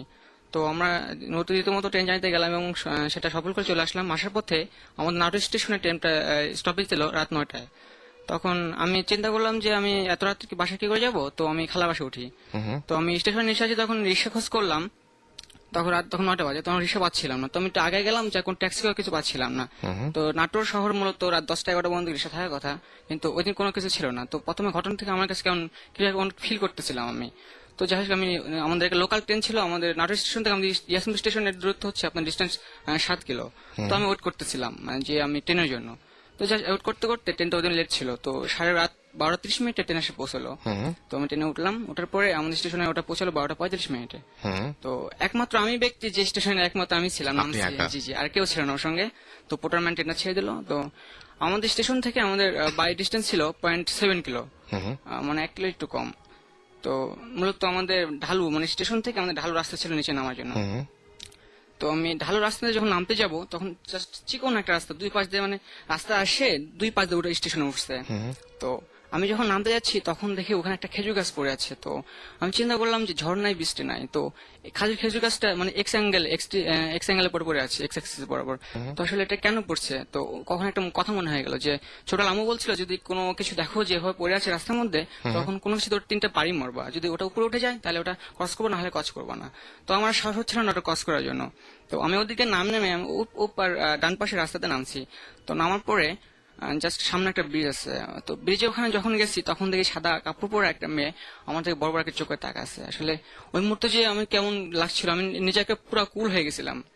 আর বিষয়টা আমার কাছে খুবই ওয়েট লাগছে, এবং ওর চেহারাটা এত বিকট ছিল যে আমি আসলে এটা বর্ণনা করার মতো না। তো আমি প্রচন্ড ভয় পাচ্ছিলাম। এবং আপনি কি ব্রিজের নিচে দেখেছেন না উপরে দেখেছেন? ব্রিজের উপরে দেখেছি, ও উপরে ব্রিজের দেখেছেন, উপরে দাঁড়িয়ে আছে। আচ্ছা। তো আমার তখন মনে হচ্ছিল যে আমাকে বাসায় পৌঁছাতে হবে, বাইহু কর বাইকুক। তখন আমি চোখ বন্ধ করলাম, চোখ বন্ধ করলে একটু মনে সাহস নিলাম, নিয়ে বললাম যে আমি তখন মানে দৌড় মারা শুরু করলাম। আমার কাছে মোবাইল ফোন ছিল না, কিছু ছিল, জাস্ট একটা ঘড়ি ছিল। তখন আমি দৌড় মারলাম, এবং দৌড় মারতে মারতে আমি এক পর্যায়ে আমি একটু রাস্তায় বর্ণনা দিই, আমাদের রাস্তার চারপাশে ছিল আক্ষেত, আর জাস্ট কিছু গাছ ছিল, কোনো বাড়িঘর ছিল না। আর রাস্তার মানে প্রথম বাড়িটাই ছিল আমাদের। তো আমি দৌড়াতে দৌড়াতে হঠাৎ করে আমার পাটা এক জায়গায় থেমে গেল। আমি বুঝতে পারছিলাম যে সামনে একটা কবরস্থান, মানে ওখানে কবরস্থান ছিল আর কি। তো ওই কবরস্থানের সামনে যে আমার পাটা থেমে গেল, তো ওখানে পাটা উঠছিল না। তো হঠাৎ করে আমি চোখ কিন্তু বন্ধ অবস্থায় আছে তখন। তো আমি দেখতেছি যে সামনে ওখানে কবরস্থানের মধ্যে একটা আঠাল গাছ আছে, তার কাছে একটা লাশ ঝুলতেছে। তো আমি মানে জাস্ট উপলব্ধি রিয়েলাইজ করতে পারতেছি, বাট আমি চোখটা খুলে শ্বাস পাচ্ছিলাম যে আমার চোখ মানে আপনি বুঝতে পারছেন একটা লাশ ঝুলে আছে বা এরকম কিছু একটা দেখবেন আপনার মনে হচ্ছিল, বাট আপনি ভয় চোখ খুলতে পারছিলেন আমার না। মনে হচ্ছিল যে যখন আমি চোখ খুলবো তখন বুঝি আমি আর শেষ হয়ে যাবো, মানে ঠিক থাকতে পারবো না, এরকম একটা কন্ডিশনে। তো যাই হোক, আমি বাম দিকে পাশ ফিরা চোখটা খুলে আমার বাড়ির ডিরেকশনটা নিলাম, নিয়ে আমি চোখ বন্ধ করে আবার বাসায় চলে গেলাম। তো আমার সবচেয়ে বেটার যে ঘটনা ওয়েট লাগছে, একটা ওয়েট ঘটনা সেটা হচ্ছে যে আমাদের রাস্তা ছিল আঁকা বাঁকা রাস্তা। তো আমি চোখ বন্ধ করে কেমনি আমি দৌড়াইছি, আমি নিজেও আমার সেটা বুঝতে পারি নাই ডিরেকশনটা আমি কেমনি পাইছি, এত আঁকা বাঁকা রাস্তার মধ্যে আমি কিভাবে আসছি আসলে আমি নিজে বুঝি না। তার চোখ বন্ধ করে পুরো রাস্তা কিন্তু আসার কোনো কারণ নাই, বাট আপনি চলে আসতে পেরেছেন। এটাই আমার কাছে ঘটনা ওয়েট লাগছে। অনেক অনেক অনেক অনেক ভয়াবহ একটা ঘটনা। তারপর বাসা আসার পরে আব্বু আম্মু নানা বাসায় গেছিল, ওখানে কেউ ছিল না। তো বাসা আসার পরে আমরা 3 ভাই ছিলাম, তো আমি তো ওখানে গেছিলাম। তো আসার পর 2 ভাই অন্য রুমে শুলাম, আমি ওই রাতে কাউকে বলি নাই। তো আমি আবার আরেক রুমে শুলাম, আমি এক ফ্রেন্ডের সাথে করে। তো রাতে যখন লাইট বন্ধ করে ঘুমাচ্ছিলাম, জাস্ট প্রশ্ন নিচ্ছিলাম, তখন হঠাৎ করে দেখি যে একটা গিটারের আওয়াজ আসতেছিল। তো এক পর্যায়ে আমি হয়তো আমি ভয় পাইছি, এটা আমার হ্যালুসিনেশন হতে পারে। তো আমি এটা মানে কেয়ার করি নাই। তো এট ফার্স্ট যখন এটা পুকুর হচ্ছিল, তখন আমার ফ্রেন্ডকে জিজ্ঞেস করলাম, আচ্ছা ফ্রেন্ড তুমি কি শুনতে পাচ্ছ? তখন আমার ফ্রেন্ড বললো, হ্যাঁ আমি কিছু একটা আওয়াজ শুনতে পাচ্ছি। আমি বলছি ভালো করে রিয়ালাইজ করো তো যে আসলে এটা কি। তো বলছে তো তেমন গিটারের একটা আওয়াজ মনে হচ্ছে। তখন আমাদের বেড সুইচ ছিল আমাদের হাতের নাগাল, তো আমরা বেড সুইচ অন করার সঙ্গে সঙ্গে জাস্ট আওয়াজটা আউট হয়ে গেল। তো যখন আমার বেডটা আবার অফ করলাম, তখন আবার আওয়াজ শুরু হলো। তখন আমাদের প্রচন্ড ভয় পেয়ে গেছিলাম। তো আমাদের ওখানে হ্যারিকেন ছিল, হ্যারিকেন জ্বালায় প্লাস লাইট অন করে আমরা ঘুমাইছিলাম। ঘুমানোর পরে আমার পরের দিন প্রচন্ড জ্বর আসে, এবং 3 দিন জ্বর আমার থাকে। আব্বা আম্মু জ্বরের কথা শুনে চলে আসে। তো আমি যখন এই ঘটনাটা আমার এক চাচাতো ভাইয়ের সঙ্গে শেয়ার করি, তখন সে আমাকে বলে যে ওই ব্রিজে ওনাকে একই ধরনের একটা কাহিনী দেখছে, সে এবং রাত 10:30। তার মানে জিনিসটা আপনি একা দেখেননি, আরো অনেকে দেখেছে। অলরাইট, আমাদেরকে আরেকটা বিষয় হচ্ছে যে কবরস্থানের কথা বলছিলাম, ওখানে আমি লাশ দেখছিলাম। তো ওখানে বলছে 30 বছর আগে নাকি ওই যে কবর ছিল যে মেয়েটার, ওই মেয়েটার নাকি আপনার গলায় ফাঁস দিয়ে মারা গেছিল। মানে কবরস্থানের কাছে কবর ছিল মেয়েটার না, মানে যাকে আপনি দেখেছিলেন ব্রিজের উপরে সেই মেয়েটা। আমি যে গেছি দেখি যে কবরস্থানের উপরে ঝুলে আছে যে যেখানে আপনার মনে হচ্ছিল চোখ খুলে হ্যাঁ, দেখবেন, সেখানে আসলে এরকম একটা ঘটনা ঘটেছিল, কিন্তু সেটা আপনি জেনেছেন অনেক পরে। অলরাইট, থ্যাংক ইউ আমাদের যে আমি জানানোর জন্য। একটু বলতে চাই সেটা হচ্ছে যে আমার জ্বরের পরে আমার প্রায় মাঝে মাঝে জ্বর আসতো, তো আমার আম্মু আমাকে একদিন কবিরাজ কাছে নিয়ে গেল। তো কবিরাজ কাছে নিয়ে যাওয়ার পরে সবচেয়ে আমাকে আশ্চর্য লাগছে যে পিতলের থালা আছে, তো ওরা আবার কবিরাজ পিতল থালা লাগাতে, এরকম একটা কাহিনী আছে। তো আমার পিঠে ওটা লাগানোর পরে প্রায় 3.5 ঘন্টা আমার পিঠে লাগাছিল ওটা। আমি এত চেষ্টা করছি ওটা খোলার জন্য, কিন্তু ওটা কখনোই খোলে নাই, কিন্তু 3.5 ঘন্টা পরে আলটিমেটলি সেটা এমনিতে খুলে গেছে। তারপর থেকে আমার মাঝে মাঝে জ্বর আসে, কিন্তু জ্বরে কোনো আমার অনেকবার ব্লাড টেস্ট করা হয়, কিন্তু ব্লাডে কোনো পয়জন বা কোনো ভাইরাস ধরা পড়ে না, বাট জ্বর আসে। অলরাইট, আমরা শুনলাম ইন্টারেস্টিং এই ঘটনাটা। এছাড়াও আমরা দেখতে পাচ্ছি আমাদের বেশ কিছু এসএমএস রয়েছে। তালহা খুলনা থেকে এসএমএস করে বলছেন, ভাইয়া অবস্থা অনেক খারাপ, ঘুমাতে পারছি না। শিহাব আমাদের এসএমএস করেছেন, সুমন ভাই আই থিঙ্ক ডেভিলের শেপ যে কোনো টাইপের হতে পারে, আপনার কি মনে হয়? আচ্ছা, সুমন ভাই সেটা উত্তর দিবেন, এবং তার ঘটনাটা এখনো পুরোপুরি আমরা শুনিনি, সেই ঘটনাটা শুনলে আমরা নিশ্চয়ই এগুলোর উত্তর পাবো। সজল লিখেছেন সিলেট থেকে, ভাইয়া আমি এখনো জেগে আছি, এবং তিনি গল্প শুনছেন, ভয়ে ঘুম আসছে না। অলরাইট, আর ঘুম অনেকের আসছে না, এসএমএস করে অনেকে বলছেন আমাদেরকে। রাহাত এসএমএস করেছেন, বলছেন যে মেসেজটা কি ছিল, আচ্ছা এটা বেশ আগে এসএমএস করেছিলেন। মেসেজটা সুমন ভাই যে ঘটনাটা বলছেন সেই ঘটনায় মেসেজটা কি ছিল, মানে বৃদ্ধ লোকটি কি মেসেজ দিয়েছিল সেটা আমরা পরে জানতে পেরেছি। সুমন ভাই ঘটনায় উঠে এসছে সেটা। প্রতীক লিখেছেন যে প্লিজ সুমন ভাই আপনার স্টোরিটা কমপ্লিট করেন please, it's my first SMS. আচ্ছা, কারো ফার্স্ট এসএমএস পড়া হয়, কারো অনেকগুলো এসএমএস পাঠানোর পরেও পড়া হচ্ছে না, অনেকে অভিযোগ করেছেন। আসলে মানে এটা যে সবকিছু আমার হাতে নেই। আমি বলেছি যে মানে দেখা যায় কি যে কারো এসএমএস আস্তে আস্তে আপনার এসএমএসটা পড়তে পড়তে আপনার এসএমএসটা চলে গেল, বা আরেকজন এসএমএস চলে আসলে, এরকম হয়ে যায় মাঝে মাঝে, মানে একটু ঝামেলা হয়ে যায়। স্যাম বলেছেন, দিলেন তো ঘুমের 12টা বাজিয়ে। না, ঘুমের 12টা না, ঘুমের ইনফ্যাক্ট এখন 12টার বেশি বেজে গেছে, এখন মোটামুটি 13:30 বাজে। আর এছাড়াও নিলয় আমাদের বলেছেন যে আমি তোমাকে এসএমএস সেন্ড করলেও পড়ো না। আচ্ছা, এসএমএস পড়তে গেলে আবার দেখা যাবে যে মানে আমি চেষ্টা করি পড়ার, এবং এখনো পর্যন্ত চেষ্টা করে যাচ্ছি, আপ্রাণ চেষ্টা করছি আপনাদের এসএমএস পড়ার জন্য, এবং আশা করছি যে আপনাদের এসএমএস গুলো আস্তে আস্তে আমরা পড়ে ফেলবো সবগুলো, কিন্তু সবগুলো হয়তো পড়া সম্ভব হবে কিনা আই ডোন্ট নো। বাট আমি একটা জিনিস সবসময় অ্যাপ্রিসিয়েট করি আপনাদের এই ব্যাপারটা, যে আপনারা যখন এসএমএস করেন তখন বুঝতে পারি যে এতগুলো মানুষ আমাদের সাথে আছেন। সো আপনি আপনার অস্তিত্ব জানিয়ে দেন, এবং মাঝে মাঝে আমরা এসএমএস পড়ার চেষ্টা করি। এবং আজকে আমরা একটা বিরাট একটা ঘটনার মধ্যে আছি, সেই ঘটনাটা শুনি, এবং মাঝে মাঝে আপনাদের এসএমএস তো পড়বো, সেই বিষয়ে কথা দিচ্ছি। যারা এসএমএস করেনি তাদেরকে বলি যে শাউট লিখে স্পেস দিয়ে আপনার নাম লিখে স্পেস দিয়ে আপনার মেসেজ লিখে পাঠিয়ে দিবেন 9840 নাম্বারে। নিলয় বলেছেন যে ভাই, আচ্ছা নিলয়ের এসএমএসটা পড়েছে। জিয়া লিখেছেন যে এটা তার লাস্ট এসএমএস, বিকজ তার এসএমএস পড়া হয় না। আমার কিছু করার নেই, বাট আমি চেষ্টা করবো আপনার এসএমএস পড়ার পর থেকে।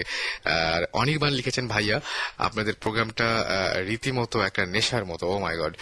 যাই হোক, আজকে আমি একটা ঘটনা বলেছিলাম, আমরা আবারও ফিরে যাচ্ছি সুমন ভাইয়ের কাছে। সুমন ভাই, একটা জিনিস আমরা বেশ কিছু পুণ্য লাভ করছি, কারণ অনেকেই আমি আজকে একটা এসএমএস পড়েছি এরকম যে দোয়া দুরুদ পড়ার পর তারপরে আমাদের শো শোনেন। তো দোয়া দুরুদ পড়ার পরে ওনার যে পুণ্য হয়, সেই পুণ্যের কিছু অংশ হয়তো আমরাও পাই। আশা করা যায় যে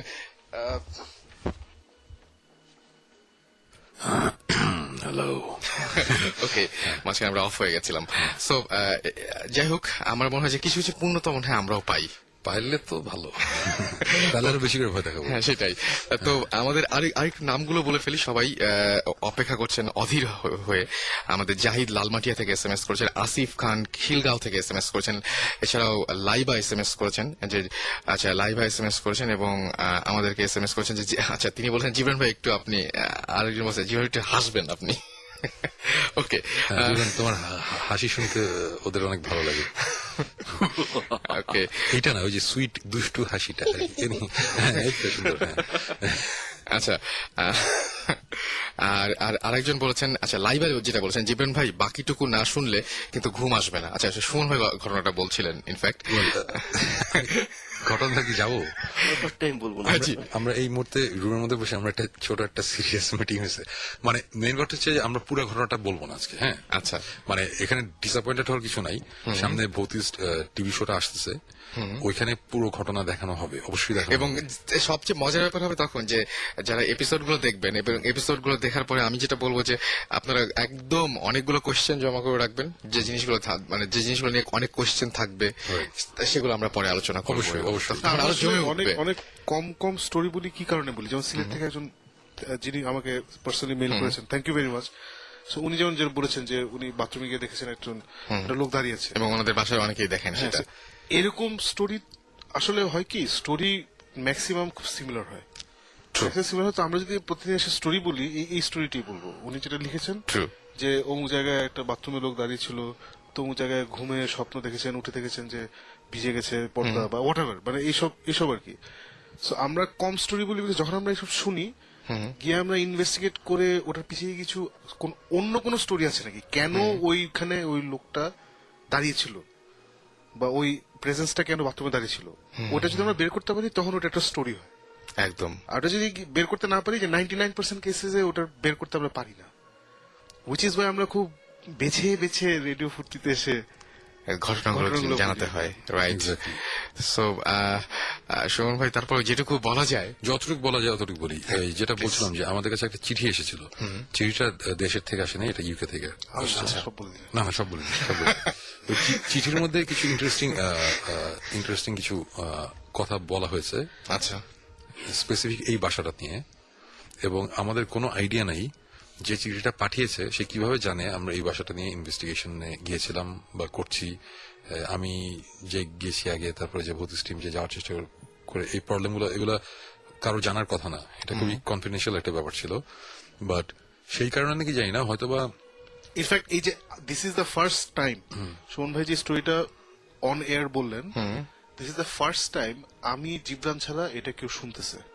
আচ্ছা। মানে এই স্টোরিটা আমরা তিনজন জানতাম, মানে এর আগে আমরা ভেঙে ভেঙে এই স্টোরি এদিক সেদিক আমাদের বলেছি। ভৌতিক টিমের ক্রুরা ওটা জানে না। ভৌতিক মানে আমার friend, family, girlfriend, what ever, আজকেই সবাই জানলো। মানে Okay. অনেক যতটুকু ছোট সময় ছোট বলছেন, ঘটনা আমরা আলাদা আলাদা আজকেই বলেছিলাম, বলছেন। আজকে জোড়া লাগে একসাথে বললাম আর কি। সো এখন হয়তো অনেকের কাছে অনেকে সেন্স মেক করবে, একদম। কেউ কেউ হয়তো এই স্টোরি একটা পার্ট হয়তো রেডিও ফুর্তিতে কোনো একটা সময় শুনেছে, আরেকটা পার্ট হয়তো শুনেছে। বাট আমরা সবসময় একটু মানে চেষ্টা করেছি একটু অন্ধকারে রাখার জন্য, ডিরেক্ট বলিনি। সো এখন ঘটনা হচ্ছে যে চিঠি এসেছিল, চিঠির মধ্যে কিছু ইনফরমেশন ছিল যেগুলো মারাত্মক ভয়ঙ্কর কিছু ইনফরমেশন। হয়তোবা তারা এমনি শুনেছে যে আমাদের টিমের কথা শুনে হয়তো পাঠিয়েছে, বাট ওই ভাষা সম্বন্ধে কিছু ইনফরমেশন দিয়েছে। এটার জন্য আমরা তারপরে আরো রিসার্চ টাইপের ব্যাপার স্যাপার আসে, আমরা করি, করার পর তারপরে অনেক কিছু বাদ দিচ্ছি এখন। তারপরে যেটা হয় যে এতটুকু বলি যে ওই জায়গায় এখন আমরা যাইনি, এখনো পর্যন্ত আমরা ওই জায়গায় যাইনি। আমাদের এইসব ঘটনার পরে আরেকটা জিনিস যেটা হয়েছিল সেটা হচ্ছে যে দেশের বাইরে থেকে আমাদের সাথে যোগাযোগ করা হয়েছে। আচ্ছা। এটা আরেকটা গ্রুপ, আরেকটা দেশ, এটা ইউকে না। আচ্ছা, আমি একটু বলে ফেলি, আপনি তো সব বলে দিচ্ছেন, আমি একটু বলি। হ্যাঁ, আপনি তো মানে কেটে কেটে বলবেন, আরো মানে আমি একটা চাপিয়ে ছোট্ট বলবেন। একটা সিক্রেট বলি, যেটা এতদিন পর্যন্ত আমরা কেউই কাউকে বলিনি। আচ্ছা। সেটা হচ্ছে যে ইউকে থেকে যে চিঠিটা আসছে, হ্যাঁ। ওখানে কিছু ইনফরমেশন ছিল অ্যাবাউট যে বাসাটায় সুমন ভাই গিয়েছিল। আচ্ছা, কি অদ্ভুত, মানে হ্যাঁ। এত দূর থেকে জানলোই বা কিভাবে যে আপনার ওটা এখানে আমরা গেছেন? বের করছি কিভাবে জানছে, ওটা আচ্ছা। আজকে বলবো না। আচ্ছা। সো ওইটার উপরে বেস করে আমরা একটা প্রিলিমিনারি রিসার্চ করে আমরা অনেক কিছু বের করছি। বের করে আমরা ট্রেলারটা বানিয়েছি বেসড অন দ্যাট। এক্স্যাক্টলি। যে ট্রেলারটা আমরা দেখি, প্রথমে যে ট্রেলারের সামনে যে 1 মিনিট একটা নাটক আছে, একজন ঘুরছে দেয়ালের মধ্যে। একদম একদম একদম একদম। এবং ওইটার উপর বেস করে উই মেড দ্য নাটক। এই ইনফরমেশনটা আমাদের ইউকের থেকে আসা চিঠিটার মধ্যে ছিল। এন্ড ওই ট্রেলার দেখেছে somebody in America, Somebody in New York, New actually. York, and ওখান থেকে we got a phone call. We got a phone call. আমাদের একজন ফোন করে বলতেছে যে এবং এটা কিন্তু ভয়াবহ, মানে প্রথমে মানে ওইরকম একটা জিনিস এক্সপেরিয়েন্স করা, একটা লোককে এভাবে মানে একদম মানে এটা ভাবা যায় না যে এক্স্যাক্টলি। সো আমি কয়েকদিন আগে ভৌতিস্টের ভূত এফএম এর একটা এপিসোড আমি খুব লাস্ট মোমেন্টে খুব দৌড়ে ঝাঁপিয়ে আমি আসছিলাম, শেষ মুহূর্তে বললাম যে একটা নতুন ডেভেলপমেন্ট হয়েছে এবং অনেক কিছু বলতে পারছিলাম না, এখন মানে মানে মোটামুটি বুঝে গেছি যে জিনিসটা। সো আমাদের একটা ফোন কল আসছে নিউ ইয়র্ক থেকে। যে ফোন করেছে সে বাংলাদেশি, ওর অফিসের একটা ইন্স্যুরেন্স কোম্পানিতে চাকরি করে, ওর অফিসের ওর যে কলিগ, ওর বস আর কি, ইমিডিয়েট বস, ওই বসকে ওই ট্রেলারটা সে দেখাচ্ছিল। আচ্ছা। ট্রেলারটা দেখে সে বলেছে যে এই ঘটনা তো আমি জানি, এবং এই ঘটনা তো খুলনায় না, এখানে লেখা আছে somewhere in Khulna, but it's not in Khulna, it's in somewhere else, এবং সেই জায়গাটার নাম বলে দিছে। এটা ওই সাদা চামড়া বলছে, এবং এটা একটা সাদা চামড়া একটা লোক, আমরা সে আমেরিকান। ইউজুয়ালি দেই না, this is not the clue. So প্রবলেমটা ওইখানে, মানে আমাদের হিট করছে ওইটাই যে অ্যাকচুয়ালি তো খুলনা না, অ্যাকচুয়ালি আরেকটা জায়গায়, যেই জায়গাটাতে ওই জায়গাটার কথা আমরা কাউকে বলিনি, কেউ জানে না আমেরিকা নিউ ইয়র্কে বসে একটা সাদা চামড়া লোক কিভাবে বললো। আলটিমেটলি জানা গেছে তার আঙ্কেল, তার মায়ের ভাই, সে লেট 70s কোন একটা যে ইউনিসেফ টাইপের কোন একটা অর্গানাইজেশনের থ্রুতে বাংলাদেশে এসেছিল কোন একটা রিসার্চ বা কিছুর জন্য। সে একটু হিপি টাইপের ছিল, সে তার আবার এইসব ব্যাপারে খুব ইন্টারেস্ট ছিল। সে যেই এরিয়াতে ছিল ওই এরিয়াতে এই ঘটনাটা ঘটে, সেই রিসার্চ করে বের করে যে এই একটা বাসায় এই জিনিসগুলো হয়। সো ইউকের চিঠি আর নিউ ইয়র্কের ভদ্রলোকের কথা মিলে গেছে, সব মিলে গেছে, একদম সব মিলছে। হ্যাঁ। And এইটা যখন আমরা শুনছি, ওই লোকের সাথে আমরা কথা বলতে চাইছি, ওই লোক কথা বলবে না। আলটিমেটলি যেটা হয়েছে যে কয়দিনের নোটিসে, 3-4 দিনের নোটিসে আমি নিউ ইয়র্ক যাই। হ্যাঁ, এবং আমি ওই লোকের সাথে মিট করি। ওই লোক তার চেহারা দেখাইতে দেয় নাই, বাট ভিডিও ফুটেজ আছে। বাট আমরা যদি ওই ভিডিও ফুটেজ দেখাইও, আমরা মুখটা ব্লার করা থাকবে, কি বলছে ওইটা দেখানো যাবে না। বাট কিছু ইনফরমেশন আমরা পাইছি, যে ইনফরমেশন ভয়ঙ্কর ভয়ঙ্কর ইন্টারেস্টিং। সো আলটিমেটলি আমরা এগুলো নিয়ে আবার বসছি, বসে আলটিমেটলি আমরা যে ডিসিশন নিছি যে আমাদের এখানে একা যাওয়া যাবে না। So we went back to that guy, যে আমাদের বলছিল যে আপনাদের জন্য মেসেজ আছে, সেই বৃদ্ধ। হ্যাঁ, এবং ওই লোককে আমরা আলটিমেটলি কনভিন্স করছি উনি যাবেন সঙ্গে। হ্যাঁ, এবং ওই কনভিন্স করতে পাইরেই আমি দৌড়ে আইসা আমি বলছি যে নতুন ডেভেলপমেন্ট হয়েছে গতদিন। ওকে, আলটিমেটলি আমরা ওই জায়গায় আবার ব্যাক করছি ইনশাল্লাহ। সব এপিসোড সব শেষ করে লাস্ট ইনভেস্টিগেশন হিসেবে আমরা যাব, আমাদের সাথে ওই ভদ্রলোক থাকবে, বয়স্ক ভদ্রলোক, এবং আমরা এবার ভয়ঙ্কর রকম প্রিপারেশন নিয়ে ওখানে যাচ্ছি। এবং ওই ভদ্রলোক তো রিচুয়াল গুলো সব জানে, সে জানে, তাকে অ্যাটলিস্ট আমি রাজি করাইতে পারছি আর কি আমরা। সো এখন আমরা ওখানে যাচ্ছি। এই ভদ্রলোকের ব্যাপারে আমি রেডিও করতে আগে বলেছিলাম, ইফ ইউ রিমেম্বার, বাকিরা কারা রিমেম্বার করবে কি জানি না, যে গুলশানে একটা বাসায় আমার ফ্রেন্ড বলছিল যে একটা পিট টাইপের আছে, এসে বলেছিল যেখানে হবে সেম গাই। হ্যাঁ, ওকে। সো জিনিসটা অনেক এক্সপিরিয়েন্স। সো এখন ব্যাপারটা হচ্ছে যে আমরা এই লাস্ট ফাইনাল এপিসোড হবে আমাদের এই লাস্ট ইনভেস্টিগেশনের লাস্ট পার্ট। ইউজুয়ালি আমাদের ভৌতিকের স্ট্রাকচারটা হচ্ছে আমরা একটা নাটক দেখাই, তারপরে ওটার ইনভেস্টিগেশনটা দেখাই। আলটিমেটলি আমাদের এই স্টোরিটা এত বেশি টুইস্টেড, এত বেশি ঘুরে পেঁচে গেছে, আমাদের এখানে নাটক হচ্ছে বোধহয় একটা, আর 3টে এপিসোড ইনভেস্টিগেশন থাকবে। আমরা 2টা এপিসোড পর্যন্ত ইনভেস্টিগেশন আমাদের কাছে আছে, ওই যে আমাদের যে হারায় যাওয়া পর্যন্ত, ওগুলো পর্যন্ত আছে। এখন আমরা দেখতেছি এখনো শেষ হয় নাই, আমাদের লাস্ট ইয়ে হবে। সো ভৌতিকের লাস্ট 4টে এপিসোডে একটা স্টোরি থাকবে, এবং ট্রাস্ট মি এই স্টোরি অনেক ইন্টারেস্টিং, এবং মানুষজন হোপফুলি অনেক বেশি এন্টারটেইনড হবে। এটা ভয় পাক আর হাসুক, যাই হোক এন্টারটেইন হবে, এতটুকু আমি বলতে পারি। মানে আমরা আমাদের যা মনে হয় এই হচ্ছে অবস্থা। সো আজকে অ্যাকচুয়ালি অনেক কিছু বলে ফেললাম, এবং নেক্সট আবার কবে আসবো জানি না। নেক্সট উইকে আমাদের শুটিং, আমাদের আবার বের হতে হবে। আর আরেকটা ছোট্ট সামহাও কি ওইটা, মানে আমি জানি না মানে সম্ভব কিনা, বা এরকম কিছু লাস্ট এপিসোডটা আমি জানি না যে আসলে সম্ভব কিনা, লাইভ টাইপ করার চিন্তা ভাবনা করছেন কিনা। লাইভ করা পসিবল হবে নাকি আমি জানি না। আর আমরা ওই দিন যদি আপনারা হয়তো ওখানে গেলেন, সেদিন আমরা একসাথে কাজ করতে, ওই দিন যদি স্পেশাল ভাবে যদি ফ্রাইডে পড়ে যায়, ফ্রাইডে যদি নাও পড়ে, যদি ড্যানিয়েলের সাথে কথা বলার পর যদি এটারে যদি কোনো মতে, আমরা তো যাবো রাতেই, যদি ওই রাতটা যদি একটু পরপর যদি সে এতক্ষণ বসে থেকে শুনবে না, সে 1 ঘন্টা পর পর আমরা একটা করে আপডেট দিচ্ছি, লাইভে কিছু কথা বললাম, এইভাবে যদি ওই রাতটা যদি ভূতের সাথে পার করা যায়, রেডিও ফুটের সাথে, তাহলে মনে একটা ইন্টারেস্টিং একটা জিনিস হতে পারে। ওটা আমাদের লাস্ট এপিসোড হবে। একদম মানে চমৎকার একটা ব্যাপার ঘটবে তাহলে। এবং তখন তো মানে অলরেডি আমাদের মনে হয় অন্য এপিসোড গুলো চলতেও থাকবে, রান করবে। আর আরেকটা ছোট্ট ইনফরমেশন দিই, সেটা হচ্ছে যে আমাদের রেজা, যে অস্ট্রেলিয়াতে থাকে, যে আসছিল যাবতীয় স্টোরির ভান্ডার, সে আমাদের নতুন একটা ইনফরমেশন দিয়েছে, খুব ইন্টারেস্টিং একটা স্টোরি, এবং এত বেশি ইন্টারেস্টিং যে এখন আমরা চিন্তা করছি যে অস্ট্রেলিয়া যাওয়া যায় কিনা। We are working on it. There is a possibility যে নেক্সট মান্থে আমাদের ভূতিস টিমের থেকে যে কোনো একজন আমরা ওখানে যাবো ইকুইপমেন্ট নিয়ে। একটা খুব ইন্টারেস্টিং স্টোরি এখন অন দ্য প্রসেস, বলা যাচ্ছে না। এটা নিয়ে আমরা হয়তো 2-3টা এপিসোড, মানে 2-3টা সপ্তাহ পরের কোনো একটা ইয়েতে আমরা আলাপ করবো আর কি। বাহ, চমৎকার হচ্ছে ব্যাপার। আমাদের আজকে আসলে আমাদের এখানেই আমাদের শেষ করতে হবে।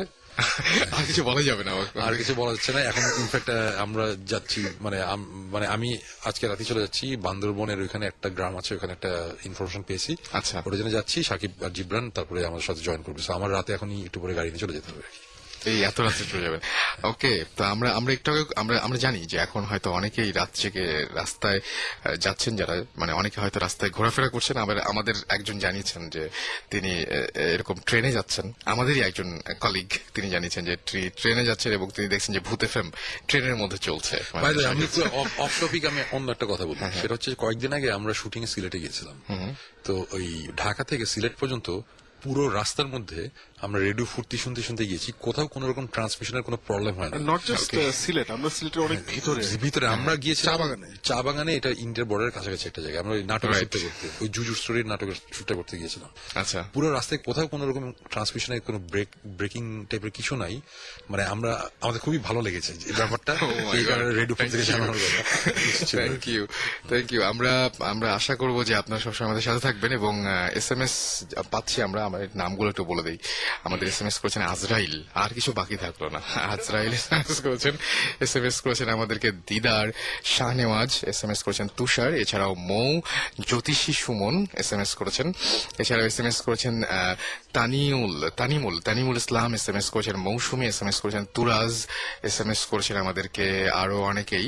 এবং আমরা একটা কথা বলবো যে SMS করার নিয়মটি সবাই জানেনি। আরো SMS করেছেন আমাদেরকে ঘোস্ট পাভেল SMS করেছেন ভৌতিস, আচ্ছা ভৌতিস টিমের জন্য, আচ্ছা তিনি একটা এক্সপিরিয়েন্স ছিল সেটা তিনি শেয়ার করতে চান আর কি।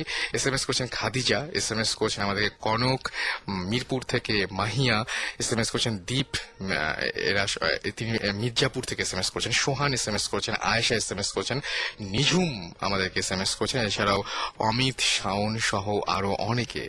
আমি আপনাদের সবাইকে অনেক অনেক ধন্যবাদ জানাচ্ছি SMS পাঠানোর জন্য। আরো একবার বলি, আমাদের এখানে SMS পাঠানোর নিয়মটি হচ্ছে, এখন যদিও মানে শেষ করে ফেলবো আমরা, SHOUT শাউট স্পেস দিয়ে আপনার নাম, স্পেস দিয়ে আপনার মেসেজ এবং পাঠিয়ে দিতে হয় 9840 নাম্বারে।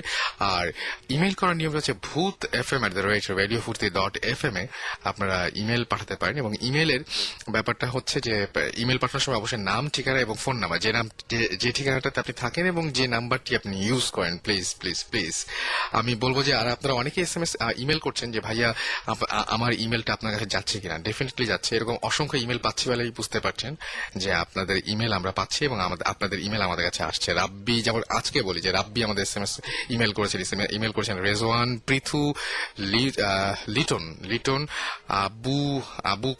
আবু বকর SMS, এছাড়াও হাফিজুর রহমান, সীমান্ত নাইম, সৌরভ খান, এছাড়াও আমরা দেখতে পাচ্ছি নাবিল, ইমরান, মুস্তফা সারোয়ার SMS করেছেন আমাদের SMS করেছেন, এছাড়া আমাদেরকে আনিস জামান, এছাড়াও আরো অনেকে। সো আমি আপনাদেরকে এটুকু নিশ্চিন্ত করছি যে আমরা কিন্তু আপনাদের SMS গুলো রেগুলারই পাই এবং আপনাদের ইমেল গুলো পাই। সো এটা নিয়ে কোনো ওয়ারিড হওয়ার কোনো ব্যাপার নেই। আজকে শেষ করবো, তো জীবন ভাই কিছুটা বলবেন। আজকে জাস্ট শুনলাম যে ট্রেনে সবাই শুনছে, so all the train people have a safe journey to wherever they're going. Okay. And আমার একটা রিকোয়েস্ট ছিল, একটা ফ্রেন্ড ছিল আমার যে had a really good music, and মিউজিকের টপিকটা অনেক মনে ছিল, সো নেক্সট উইক এটা প্লে করবো। আমার সিডি দিয়েছিল আমাকে প্লে করার জন্য, which is amazing. Next week definitely আমরা করব। Please play it for me. Okay. And if you want to see a real horror show, বাংলাদেশের খেলাটা আজকে রিপিট যখন করবে দেখলে হ্যাঁ, সত্যি ভয়ঙ্কর ছিল। যে অনেকে বলে যে মানে কি ঘটনা বলছেন, ঘটনা শুনে ভয় পাচ্ছি না। তো আজকে ডেফিনেটলি সবাই ভয় পেয়েছে যখন দেখছি যে একের পর এক উইকেট যাচ্ছে, তখন ডেফিনেটলি সবাই আজকে যে এপিসোডটা হচ্ছে তার চেয়ে অনেক বেশি ভয় পেয়েছেন। যতবার দেখবেন ততবার ভয় পাবেন। এবং ঈদ স্বপ্ন তারা করে না ফিরুক, আপনারা সবাই শান্তি মতন ঘুমাতে যান, গান শুনতে শুনতে বাকিটা রাত রেডিও ফুর্তির সাথেই থাকুন। অ্যান্ড আগামী সপ্তাহে আবারও ফিরে আসবো আমাদের। সাকিব ভাই, আপনার কি আসতেছেন আগামী শুক্রবারে? কি মনে হয় সাকিব? না, আগামী সপ্তাহে আসতে পারছি না। ওকে, শুটিং আছে।